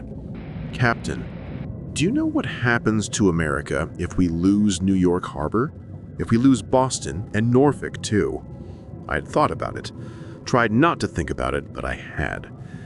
We become an inland nation. No Atlantic trade. No European allies. No resupply from overseas. We'd be fighting this war with what we have on the continent. And what we have on the continent might not be enough. He stood up, walked to the window. Captain, I can't order a withdrawal from New York Harbor without direct authorization from Washington. And right now, Washington has bigger problems than us. Bigger problems, right? Like the fact that World War III had just started and nobody knew how to fight it. That's when the alarms started going off. Not ship's alarms, building alarms. Air raid sirens. The kind of sound you hope you never hear for real. Patterson grabbed a phone. What's happening? I could hear the voice on the other end, tinny and distorted. Inbound aircraft, multiple contacts, bearing 090, ETA 5 minutes. Inbound aircraft. They were coming back. All personnel to shelter positions, Patterson announced over the building's intercom. This is not a drill. We made our way to the basement, along with maybe 50 other officers and enlisted personnel. Concrete walls, no windows.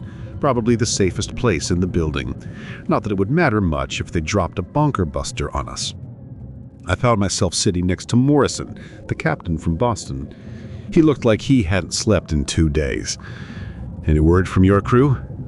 Most of them are okay. Rodriguez is in stable condition. Martinez is assigned to a Coast Guard cutter. Williams is missing. Missing. That was the word you used when you didn't want to say dead, but you probably meant dead. Sorry. Yeah. What about yours? Lost 37 sailors when the Constitution took those missile hits. Good people. Really good people. 37 sailors. Just numbers until you thought about the fact that each one had a family, friends, a life they'd been planning before some Chinese admiral decided to start a war. The building shook. Not much, just a slight tremor, but enough to remind us that people were trying to kill us. What do you think they're hitting? Command and control, probably. Communications centers, radar sites, anything that helps us coordinate a response. Another tremor. Closer at this time. I thought about my sister again. Her apartment was maybe 10 miles from here, far enough to be safe from whatever was happening right now, but if the Chinese expanded their perimeter... The attacks went on for maybe 20 minutes. Explosions in the distance, the building shaking occasionally, but nothing close enough to threaten us directly. Finally, the all clear sounded, and we made our way back upstairs. The damage assessment came in quickly. They'd hit the Brooklyn Navy Yard again, taken out 2 radar installations on Staten Island, and destroy what was left of the Staten Island ferry terminal. Surgical strikes, designed to degrade our defensive capabilities without causing massive civilian casualties. Smart. Keep the civilian population from turning completely against them while systematically destroying our ability to fight back. Captain, Patterson called me over. I've got a job for you. A job. Finally. Sir? I'm putting together a reconnaissance team. Small boats, special operations, designed to get close to enemy positions and gather intelligence. I want you to lead it. Small boats, special operations. After what had happened to the Vincennes, the idea of going back out on the water wasn't exactly appealing. But it was better than sitting in a basement waiting for the next air attack. What kind of boats? Coast Guard RIBs, SEAL delivery vehicles, whatever we can scrape together. The mission is simple. Get close enough to enemy positions to gather real-time intelligence on their strengths, equipment, and intentions. Get close enough to an enemy that had just demonstrated they could coordinate complex attacks and had some of the best anti-ship weapons in the world. When do we start? Tonight, under cover of darkness. Captain, I know this is dangerous, but we need to know what we're facing. Dangerous. Right, as if anything about this war wasn't dangerous. I'll need to pick my own team. Of course, take whoever you want. I already knew who I wanted. Martinez, if the Coast Guard would release him, a couple of SEALs who knew the harbor, maybe some Marine Force Recon guys who specialized in this kind of thing. Time to go back to war. But this time, we'd be the hunters instead of the hunted. At least, that was the plan. As I walked back to the intelligence section to start planning the mission, I passed by that window overlooking the harbor again. In the distance, I could see ships. Not American ships. Chinese ships sitting in our harbor like they owned it. Tonight, we'd find out exactly what we were up against. And maybe, just maybe, we'd figure out how to take our harbor back. 2300 hours, October 17th. The RHIB cut through the dark water like a knife through black silk. 28-foot rigid hull inflatable boat, Coast Guard issue, painted flat black for night operations. 4 of us aboard. Me, Martinez, who I'd managed to get released from his Coast Guard assignment, Petty Officer First Class Jackson from the SEALs, and Sergeant Collins from Marine Force Recon. Good people, professionals, the kind of sailors and Marines you want with you when you're heading into enemy territory with nothing but small arms and a prayer. The harbor looked different at night, alien. Chinese ships sat at anchor where American vessels should have been, strange lights where familiar landmarks used to be. Even the smell was different. Less diesel fuel and hot dogs, more, something foreign, something that didn't belong. Contact, bearing 270, Martinez whispered into his headset. He was running our passive sonar array, a portable unit jerry-rigged to the RHIB's electrical system. Submarine, run in shadow, approximately 800 yards. 800 yards. Close enough to kill us if they decided we were worth a torpedo, but far enough away that we might be able to slip past undetected. Chinese? I asked. Hard to tell. Acoustic signature doesn't match anything on our database. Could be a new class. A new class. Great. As if fighting an enemy we didn't understand wasn't hard enough, now they were bringing weapons we'd never seen before. Jackson was scanning the shoreline through his night vision scope. Marine Force Recon had loaned us some of their best gear, high-tech stuff that turned the darkest night into green-tinted daylight. Movement on Staten Island, he reported. Looks like a patrol. 4 men heading south along the waterfront. 4 men. Probably Chinese Marines walking our shoreline like they owned it. Which, for the moment, they did. Range? 1,200 yards. They're not a threat to us, but it confirms they've got ground forces positioned throughout the harbor. Collins was working the radio, monitoring Chinese military frequencies. Marine Force Recon had given him some kind of specialized equipment that could intercept and partially decode enemy communications. Picking up a lot of chair. Sounds like they're expecting something big. Keep hearing references to Transport Group and Phase 2. Phase 2? We kept hearing about Phase 2, and those transport ships were getting closer every hour. ETA on the Transport Group, I asked. Collins listened for another minute, made some notes. Best I could make out, maybe 6 hours. Dawn, plus or minus. Dawn. In 6 hours, whatever the Chinese had planned for Phase 2 would begin.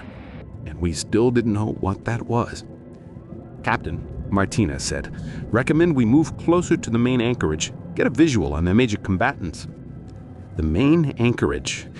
where the Chinese heavy ships were sitting. Destroyers, cruisers, maybe that carrier we'd spotted.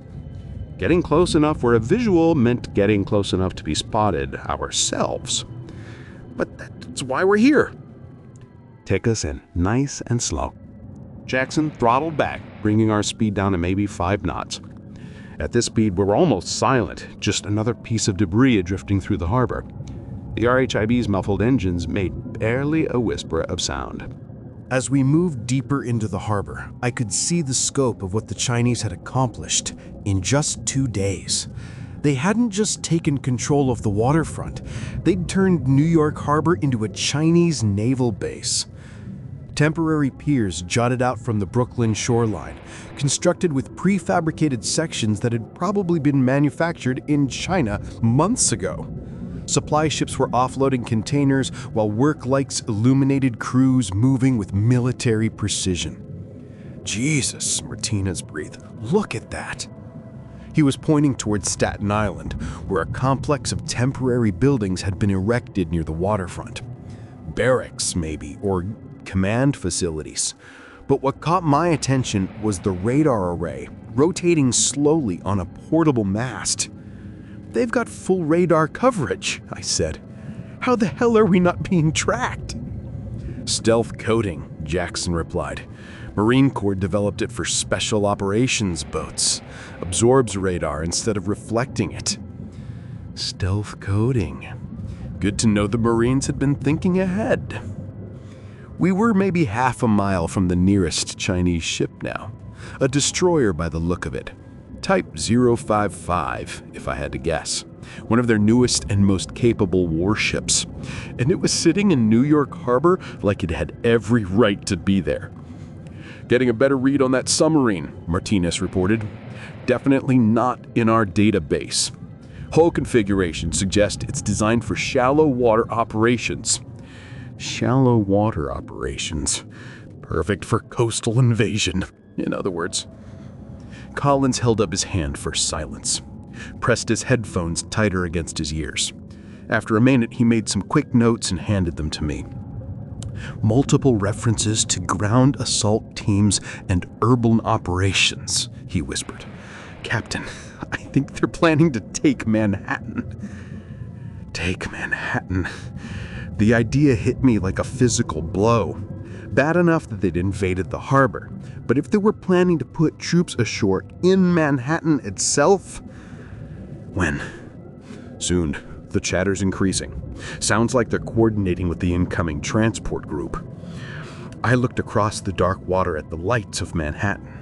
8 million people going about their lives, most of them probably still thinking this was just some kind of naval skirmish that would be over soon.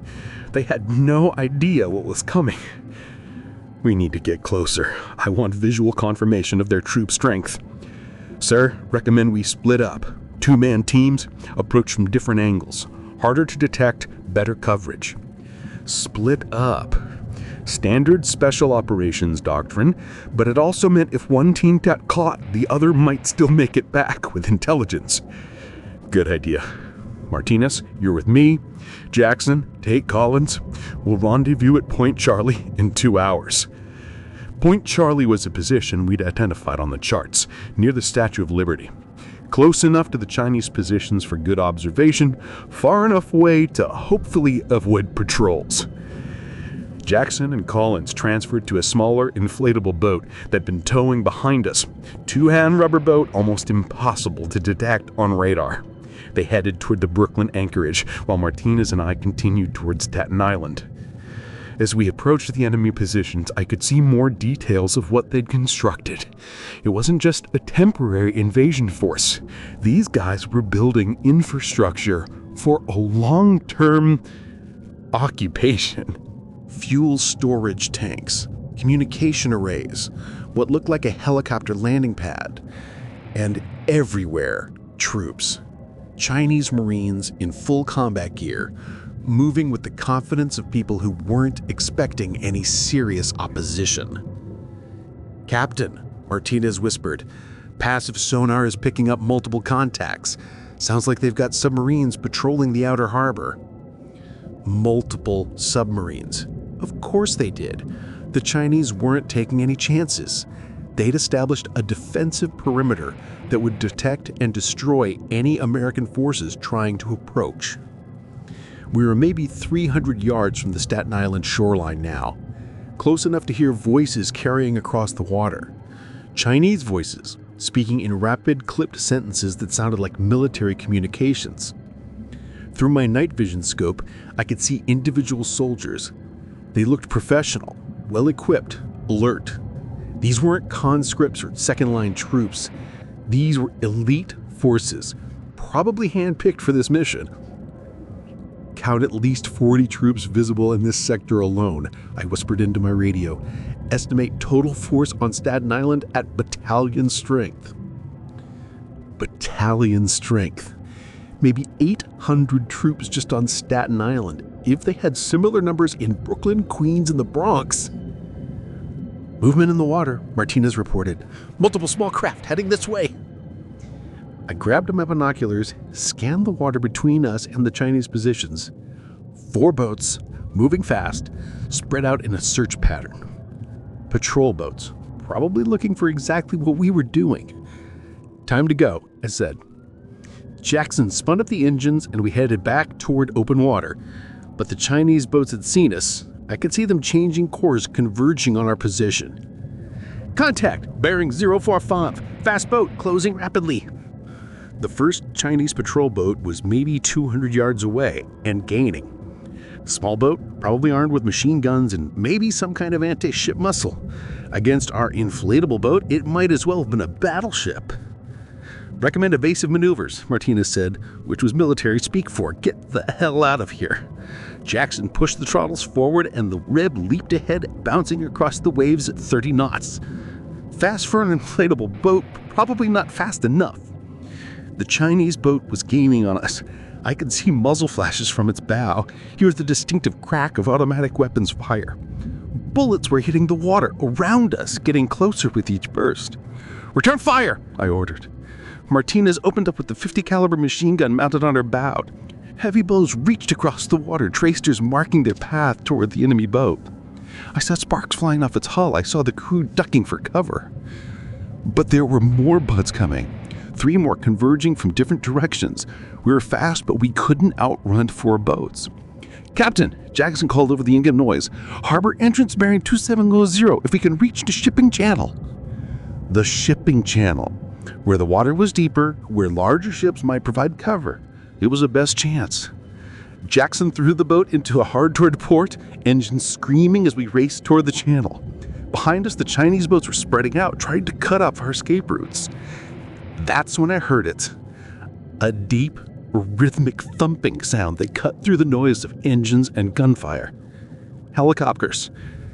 Aircraft, bearing 090, multiple contacts. I looked up and saw them. 2 helicopters, flying low and fast, heading directly for us.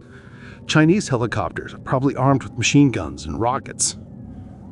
We were caught in the open, no cover, no place to hide. 4 patrol boats behind us, 2 helicopters above us, and the nearest friendly forces maybe 10 miles away. This was not going according to plan. The first helicopter opened fire with its machine gun. I could see the muzzle flashes, hear the bullets hitting the water around us. Jackson was weaving back and forth, trying to present a difficult target, but there was only so much you could do in an inflatable boat. That's when Martinez did something that probably saved all our lives. He swung our machine gun around and opened fire on the helicopter. Not easy to hit an aircraft from a bouncing boat, but Martinez had always been lucky. Or maybe just really good. His tracers found their mark. I saw pieces flying off the helicopter's engine cowling, saw smoke starting to trail from its exhaust. The aircraft wobbled, lost altitude, and then crashed into the water about half a mile away. 1 down, 1 to go. But the patrol boats were getting closer. The nearest one was maybe 50 yards away, close enough that I could see the faces of the Chinese sailors manning its weapons. "Torpedo!" Martinez yelled. Not a big torpedo, probably a lightweight anti-submarine weapon designed for use against small targets, but big enough to vaporize our boat if it hit. Jackson threw us into another hard turn, engines at maximum power. The torpedo passed maybe 10 yards astern, its wake visible in the churned water behind us. We were in the shipping channel now, deeper water, but still no cover. The second helicopter was lining up for another attack run, and the patrol boats were closing in from 3 sides. That's when the miracle happened. A searchlight cut through the darkness, blindingly bright, illuminating the entire area. For a moment, I thought it was another Chinese ship. Then I heard the sound that was better than any music ever written. American engines. Big American engines, running at flank speed. USS Bainbridge, this is Reconnaissance Team Charlie, I called into my radio. Request immediate assistance. Reconnaissance Team Charlie, this is Bainbridge. We have you on radar. Recommend you get clear of the area immediately. The Bainbridge, Arleigh Burt-class destroyer, one of the finest warships in the world, and she was coming to save our asses. Jackson didn't need to be told twice. He aimed our boat toward the approaching destroyer and pushed the engines to their absolute limit. Behind us, the Chinese patrol boats had suddenly found themselves facing something a lot more dangerous than an inflatable boat. The Bainbridge opened fire with her 5-inch gun. A muzzle flash lit up the entire harbor, and the sound was like the world's largest door slamming shut. The first Chinese patrol boat disappeared in a column of water and debris. The remaining Chinese boats scattered, but they were too close, moving too fast to escape. The Bainbridge's close-in weapons system opened up, its Gatling gun sending thousands of rounds downrange. 2 more Chinese boats were shredded in seconds. The last Chinese boat tried to run. It almost made it. The Bainbridge's second 5-inch round caught it just as it reached the shelter of the Staten Island shoreline. Another explosion, another enemy boat sent to the bottom. The second helicopter tried to engage the Bainbridge with rockets. Bad idea. The destroyer's standard missiles were designed to kill supersonic jets. Against a slow-moving helicopter, it was overkill. Sam found its target and erased the aircraft from the sky. In less than 3 minutes, the Bainbridge had destroyed 4 patrol boats and 2 helicopters. Professional, efficient, devastating. It was the most beautiful thing I'd ever seen. We pulled alongside the destroyer and climbed aboard via rope ladder. As soon as we were on deck, the Bainbridge turned away from the harbor and headed for open water at flank speed. On the bridge, I met Commander Sarah Mitchell, the Bainbridge's captain. Young for a destroyer skipper, maybe 38, but she had the look of someone who knew exactly what she was doing. Captain Harris, Admiral Patterson said you might need extraction. Looks like he was right. Commander, we need to get our intelligence back to Fleet Command immediately. The Chinese are planning something big for dawn. Already heading that way, sir. Fleet Command has established a temporary facility at Montauk Point, ETA 40 minutes. 40 minutes? With luck, we'd make it back in time to warn everyone about Phase 2. I looked back at New York Harbor, now several miles astern. The lights of the Chinese ships were still visible, still burning in water that should have been ours. But for the first time since this whole thing started, I felt like maybe we had a chance. The Bainbridge had just proven that American warships could still fight, could still win. The Chinese had surprised us, hurt us, taken our harbor, but they'd made one mistake. They'd left us angry. And angry Americans are dangerous Americans. 0230 hours, October 18th.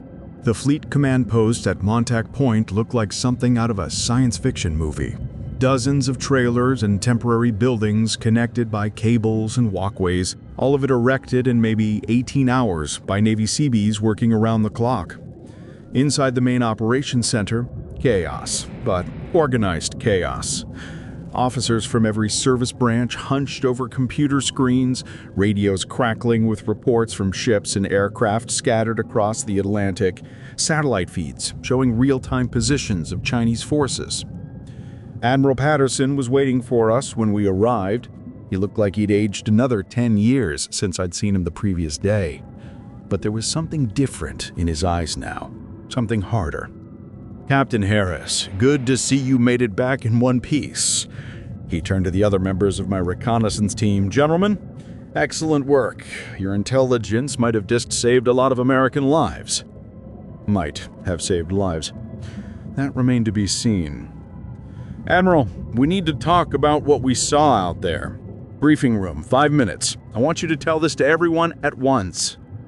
The briefing room was packed. Navy officers, Army generals, Air Force colonels, Marine commanders, and a bunch of guys in civilian clothes who were probably from various intelligence agencies. Everyone looked tired, stressed, and pissed off. Good. Angry people fight harder. Ladies and gentlemen, Patterson began, Captain Harris just returned from a reconnaissance mission into New York Harbor. Captain, tell us what you found.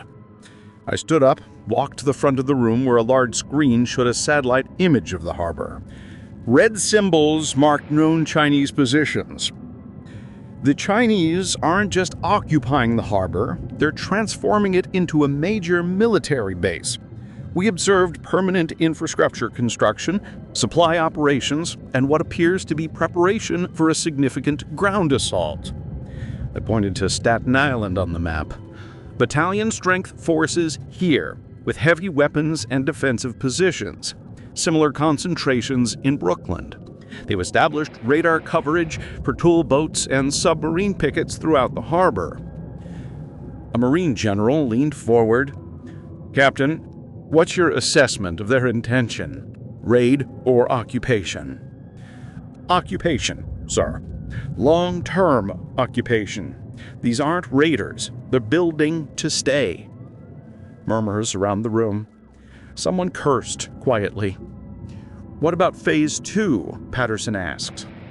Based on intercepted communications, Phase 2 involves a transport group approaching from the east. ETA approximately 4 hours. We believe this is the main invasion force. An Army colonel spoke up. What kind of numbers are we talking about? Unknown, sir. But if they're calling it Phase 2, and if Phase 1 involved maybe 3,000 troops, I shrugged. Could be 10,000, could be 50,000. 50,000. The number hung in the air like a bad smell. Captain, said a woman I didn't recognize, probably CIA or NSA, did you observe any indicators of Chinese intentions regarding Manhattan itself? Yes, ma'am. Intercepted communications referenced urban operations and ground assault teams. We believe they're planning to put troops ashore in Manhattan. The room erupted. Everyone talking at once, asking questions, making suggestions, arguing about response options. Patterson let it go for about 30 seconds, then called for quiet. Ladies and gentlemen, we can discuss this all we want. But the fact remains, we have maybe 4 hours before the Chinese transport group arrives. The question is, what do we do about it? An Air Force general stood up. We've got B-52s flying in from Barksdale. They'll be in position to attack the transport group in 3 hours. What about escort vessels? Patterson asked. Transport ships don't travel alone. Intelligence suggests at least 4 destroyers, 2 cruisers, and probably submarine escorts, replied the CIA woman. It won't be an easy target. Not an easy target. Understatement of the century. What about our naval assets? Asked the Marine general. Patterson walked to another display showing the positions of U.S. naval forces. It wasn't encouraging. The Second Fleet has 4 destroyers and 2 frigates in the area. Third Fleet is sending help from the Pacific, but they're still 36 hours out. Atlantic Fleet. He paused. Atlantic Fleet took heavy casualties in the initial attacks. Heavy casualties. More military speak for a lot of good people are dead. Admiral, what about submarines?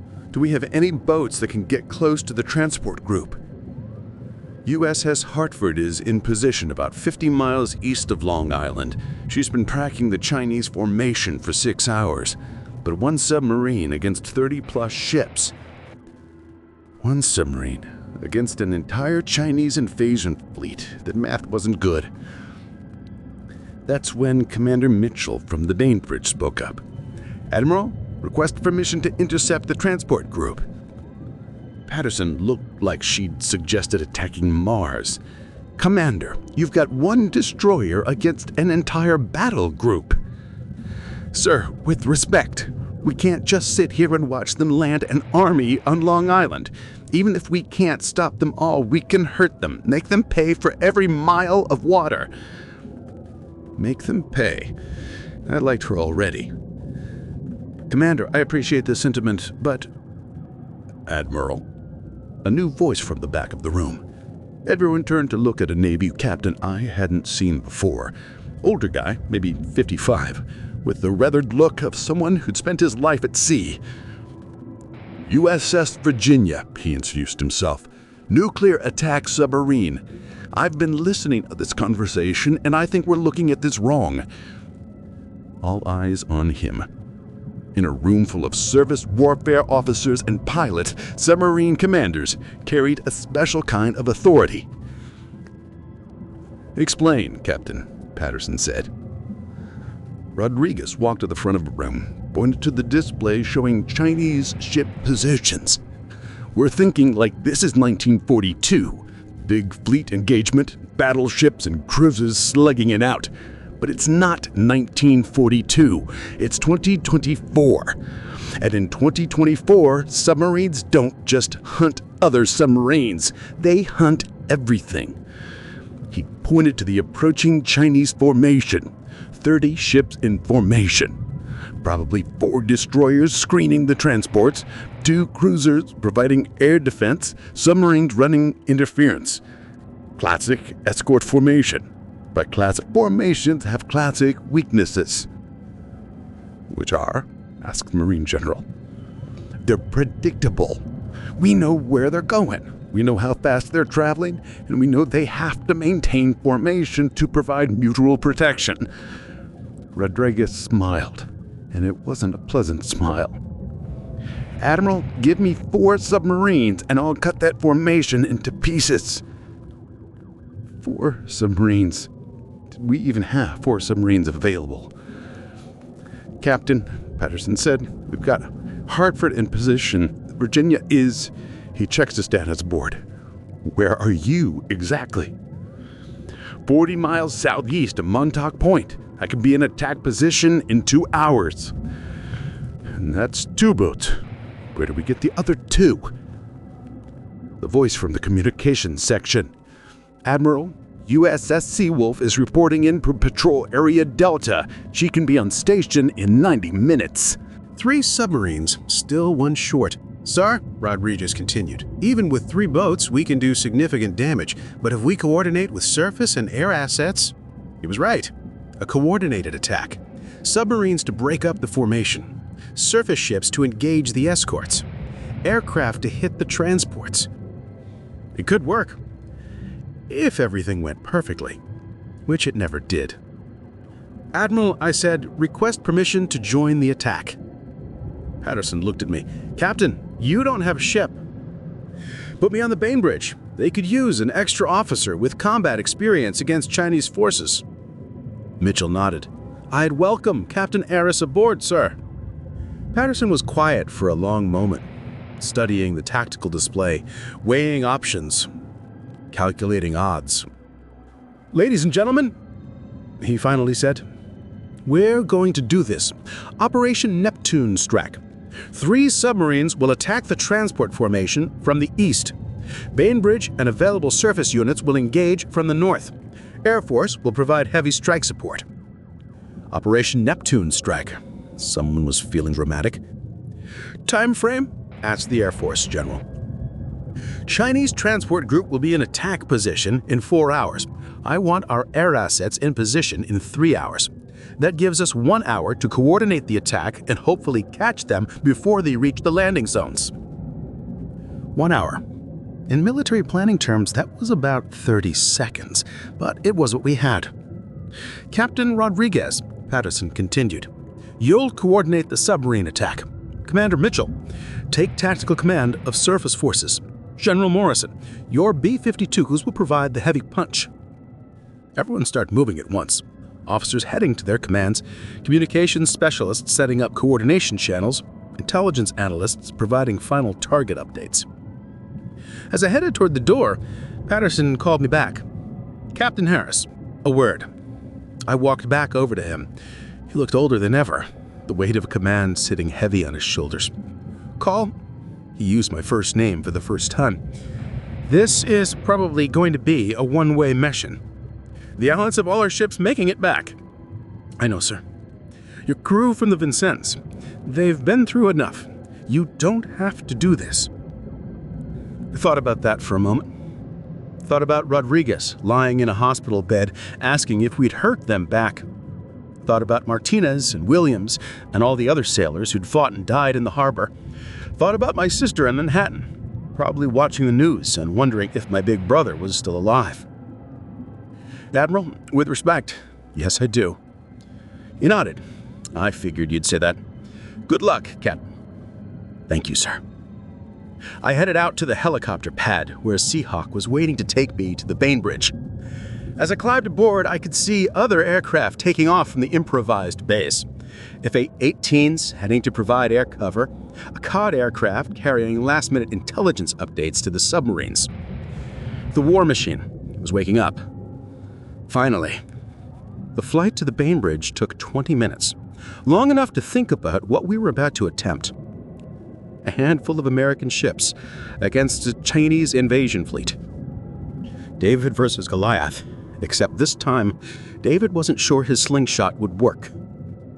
But we had to try, because if we didn't, if we let that transport group reach the coast unopposed, the Chinese would have an entire army ashore by dawn. And then the real war would begin.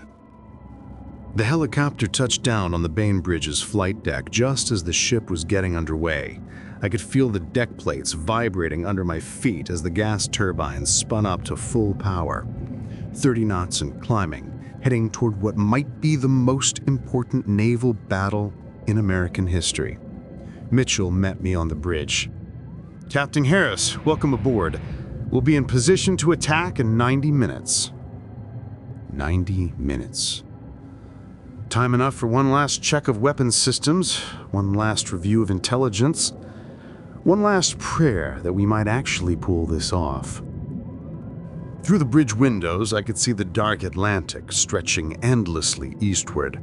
Somewhere out there, Chinese ships were carrying an invasion force toward the American coast.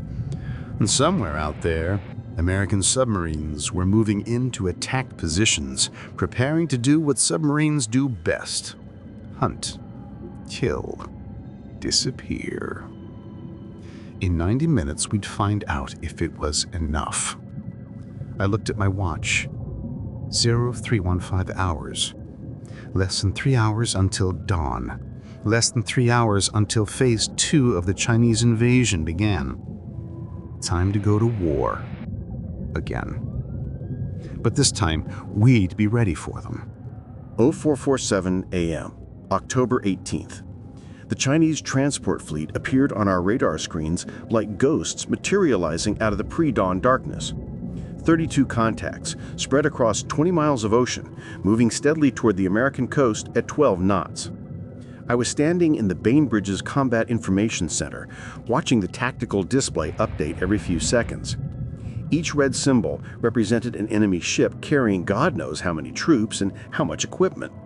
An entire army floating 60 miles off Long Island, getting closer every minute. "Contact report from Hartford," announced the radio operator. "Chinese formation consists of 12 transport ships, 4 destroyers, 2 cruisers, and multiple submarine escorts. Estimated troop capacity? Jesus, sir, they're estimating 20,000 troops. 20,000. An entire division. Enough men and equipment to take and hold significant territory. Enough to turn this from a harbor raid into a full-scale invasion of the continental United States." Commander Mitchell was studying the tactical display, calculating angles and distances. "Commander Harris, what's your assessment of their escort screen?" I looked at the formation. The Chinese had arranged their ships in the classic defensive pattern. Destroyers on the flanks and forward, cruisers in the center providing air defense, transports protected in the middle, submarines probably running interference ahead and on the flank. They know we're coming. This formation is designed to defeat exactly the kind of attack we're planning. So what do? Good question. Attack a formation was expected to be attacked with forces that were outnumbered 3-1. We do it anyway, because if we don't, tomorrow morning, there'll be a Chinese army sitting on Long Island. The radio crackled. Bainbridge, this is Virginia. We are in position and ready to commence attack. Captain Rodriguez and his submarine were in position. Somewhere out there in the dark water, the Virginia was running silent and deep, her torpedo tubes loaded, waiting for the signal to attack. Hartford reports ready, came another transmission. Seawolf is in position. 3 submarines against 30-plus ships.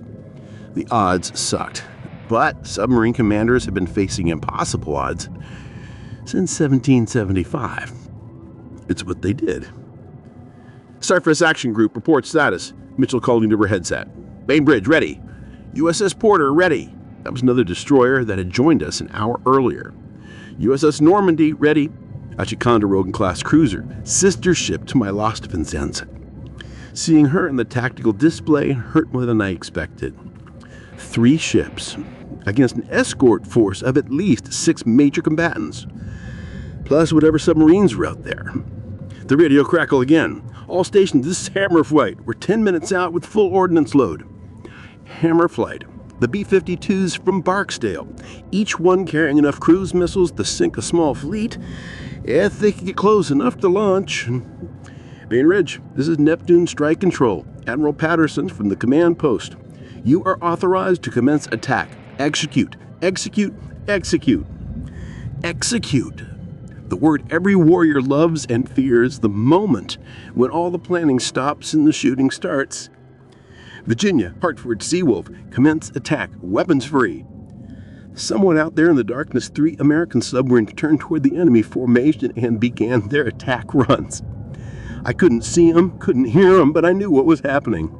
Sonar operators hunched over the screens, selecting targets. Fire control technicians calculating solutions, torpedo tubes flooding and opening. Torpedo launch, announced our sonar operator, multiple launches bearing 045. Looks like Virginia is engaging. The submarine attack had begun. In about 8 minutes, Mark 48 torpedoes would start finding their targets. The most advanced submarine-launched weapons in the world, each one carrying a 650-pound warhead and a guidance system that could think for itself. Surface Action Group, Mitchell announced, come to course 045, speed 30 knots. Prepare to engage enemy escorts. The Bainbridge heeled over as she came to her new heading, her gas turbulence screaming as they pushed her up to attack speed. Through the bridge windows, I could see the other ships in our formation taking position, a line of American warships charging toward an enemy that outnumbered and outgunned them. It was beautiful and terrifying at the same time. Range to enemy formation, 25 miles, reported the tactical officer. 25 miles. Still outside the range of most weapons, but close enough that we'd be in gun range in maybe 20 minutes. First explosions, called the sonar operator. Virginia's fish are finding their targets. I couldn't see this submarine attack, but I could imagine it. Chinese sailors scrambling to damage control stations as torpedo explosions ripped through their hulls. Ships blisting, burning, maybe breaking apart and sinking. But they'd be fighting back too. Anti-submarine helicopters, depth charges, their own submarines trying to hunt down the Americans who were hunting them. Chinese formation is breaking up, reported our radar operator. Multiple ships turning away from the torpedo attack zone. Breaking up. That was what we'd hoped for. The submarine attack was forcing the Chinese to abandon their defensive formation, scattering their ships and making them easier targets for our surface attack. Range 20 miles, called the tactical officer. 20 miles. Getting close now. Close enough that the Chinese would be detecting us on their radar, close enough that both sides would be preparing to shoot. Chinese destroyers are turning toward us, reported our radar operator. 4 contacts, bearing 020, range 18 miles, speed 35 knots. 4 destroyers. Coming right at us. Brave bastards! Stupid, but brave. All ships, this is Bainbridge. Prepare to engage surface contact with harpoon missiles. Fire on my command. Harpoon missiles, our primary anti-ship weapon, each one carrying a 485-pound warhead and enough range to reach out and touch someone at 40 miles. Missile launch, shouted our radar operator. Multiple launches from Chinese destroyers. Count 8 missiles inbound. 8 Chinese anti-ship missiles, probably YJ-18s, coming at us at high speed. Each one capable of sinking a destroyer with a single hit. All ships evade maneuvers, Mitchell announced. Chaffin flares deploy countermeasures. The Bainbridge threw herself into a hard turn to starboard, her hull groaning under the stress. Around us, clouds of metallic chaff loomed in the air, designed to confuse incoming missiles. Flares shot out from our launchers, trying to seduce heat-seeking warheads. CIS engaging, called someone from the weapons control station. Our close-in weapons system opened up, its Gatling guns sending thousands of 20mm rounds into the path of the incoming missiles. Orange tracers reached out under the darkness like deadly fingers. One missile disintegrated under the CIS fire, then another. But there were still 6 incoming. Pressure impact, Mitchell shouted. I gripped the nearest handhold and held on tight. Around me, the CIC crew was doing the same, everyone waiting for the moment when Chinese explosives would meet American steel. The first missile missed, passing maybe 50 yards to port and detonating in the water. The explosion sent up a column of spray that drenched our port side. The second missile hit the porter. I felt the explosion more than heard it. A deep, gut-punching boom that came through the water and up through our hull. When I looked toward the porter's position, I could see fire and smoke where she used to be. "Porter is hit," reported our communications operator. She's breaking apart." The porter. Good ship, good crew. Gone in an instant because someone in Beijing had decided to start a war. But we didn't have time to mourn. The Chinese destroyers were still coming, and we still had a job to do. Mitchell ordered, "Fire harpoons, engage all targets." I felt the ship shudder as our missiles left their launch cells. 4 harpoons, climbing rapidly before turning toward their targets and dropping down to sea skimming altitude. Behind us, the Normandy was firing her own missiles. "Hammer flight is engaging," came a transmission from the B-52s. "Cruise missiles away." The Air Force was joining the party. Somewhere high above the Chinese formation, B-52s were launching AGM-86 cruise missiles, long-range precision weapons that could hit a target from hundreds of miles away. "Multiple explosions in the Chinese formation," reported our radar operator. "Looks like the cruise missiles are finding their targets." Good. But we were still in a knife fight with 4 Chinese destroyers, and they weren't giving up. "Incoming torpedoes," called our sonar operator. "Chinese submarines have fired multiple torpedoes in the water." Torpedoes, of course. We'd been so focused on the surface engagement that we'd almost forgotten about the submarine threat. "All stop," Mitchell ordered. "Deploy countermeasures." The Bainbridge's engines went quiet as she coasted to a stop. Our torpedo countermeasures went active, filling the water around us with noise and bubbles designed to confuse incoming weapons. But stopping made us a sitting duck for the surface ships. "Chinese destroyer, bearing 030, range 8 miles, reported our radar operator. "She's turning toward us for a gun run." Gun run. Close-range engagement with naval rifles. The kind of fighting they did in World War II, when men looked each other in the eye while they tried to kill each other. "Come to course 030, Mitchell ordered. "Prepare to engage with main battery." The Bainbridge's 5-inch gun mount swiveled toward the Chinese destroyer at 8 miles. It would be a close-range duel. Fast, violent, and probably decisive. The Chinese rep ship fired first. I saw the muzzle flash across the dark water, bright as a camera flash. A few seconds later, the shell hit maybe 30 yards to starboard, sending up a geyser of water. "Return fire," Mitchell ordered. Our gun fired, the concussion rolling over the bridge like a physical thing. Somewhere out there in the darkness, a 70-pound shell was racing toward the Chinese destroyer at nearly 3,000 feet per second. Direct hit. The explosion bloomed like an orange flower on the Chinese ship's superstructure. But she kept coming, kept firing. The gun duel continued for maybe 3 minutes. Both ships firing as fast as they could load and aim.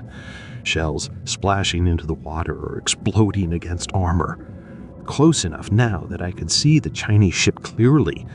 Could see her damage. Could see her crew working frantically to keep her fighting. That's when our 5th shell found her magazine. The explosion was... Christ, how do you describe that? The Chinese destroyer didn't just blow up, she disintegrated.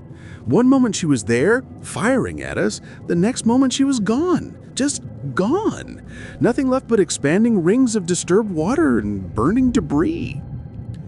Target destroyed, reported our weapons officer, his voice professionally calm despite what we'd just witnessed.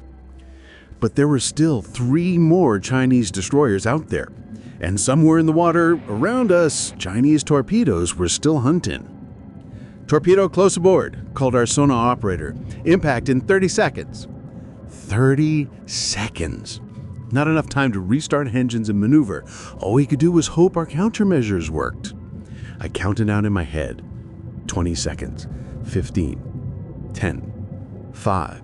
The torpedo passed maybe 20 yards astern, close enough that we could feel the wake, but not close enough to trigger its proximity fuse. "Torpedo missed," reported sonar. "We're clear." Clear for now, but the battle was far from over.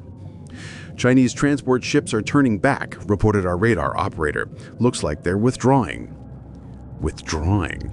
The transports were turning away from the coast, heading back out to sea. The submarine and cruise missile attacks were hurt them badly enough that they decided to abort the landing. We'd done it. We'd stopped Phase 2.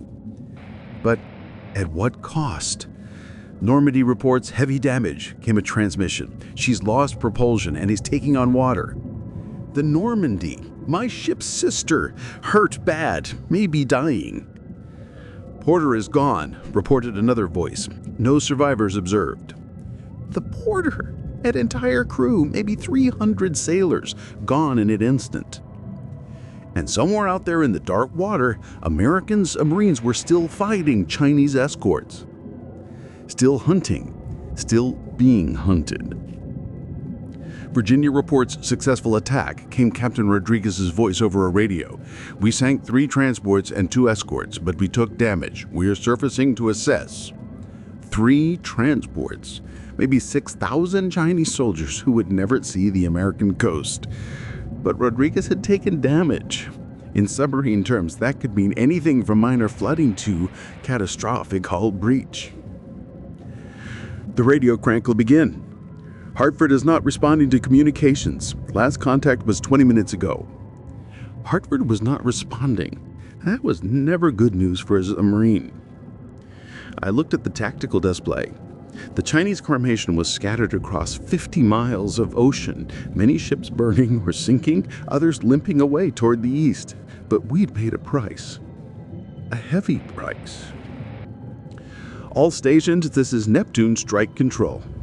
Well done. The Chinese transport group is withdrawing.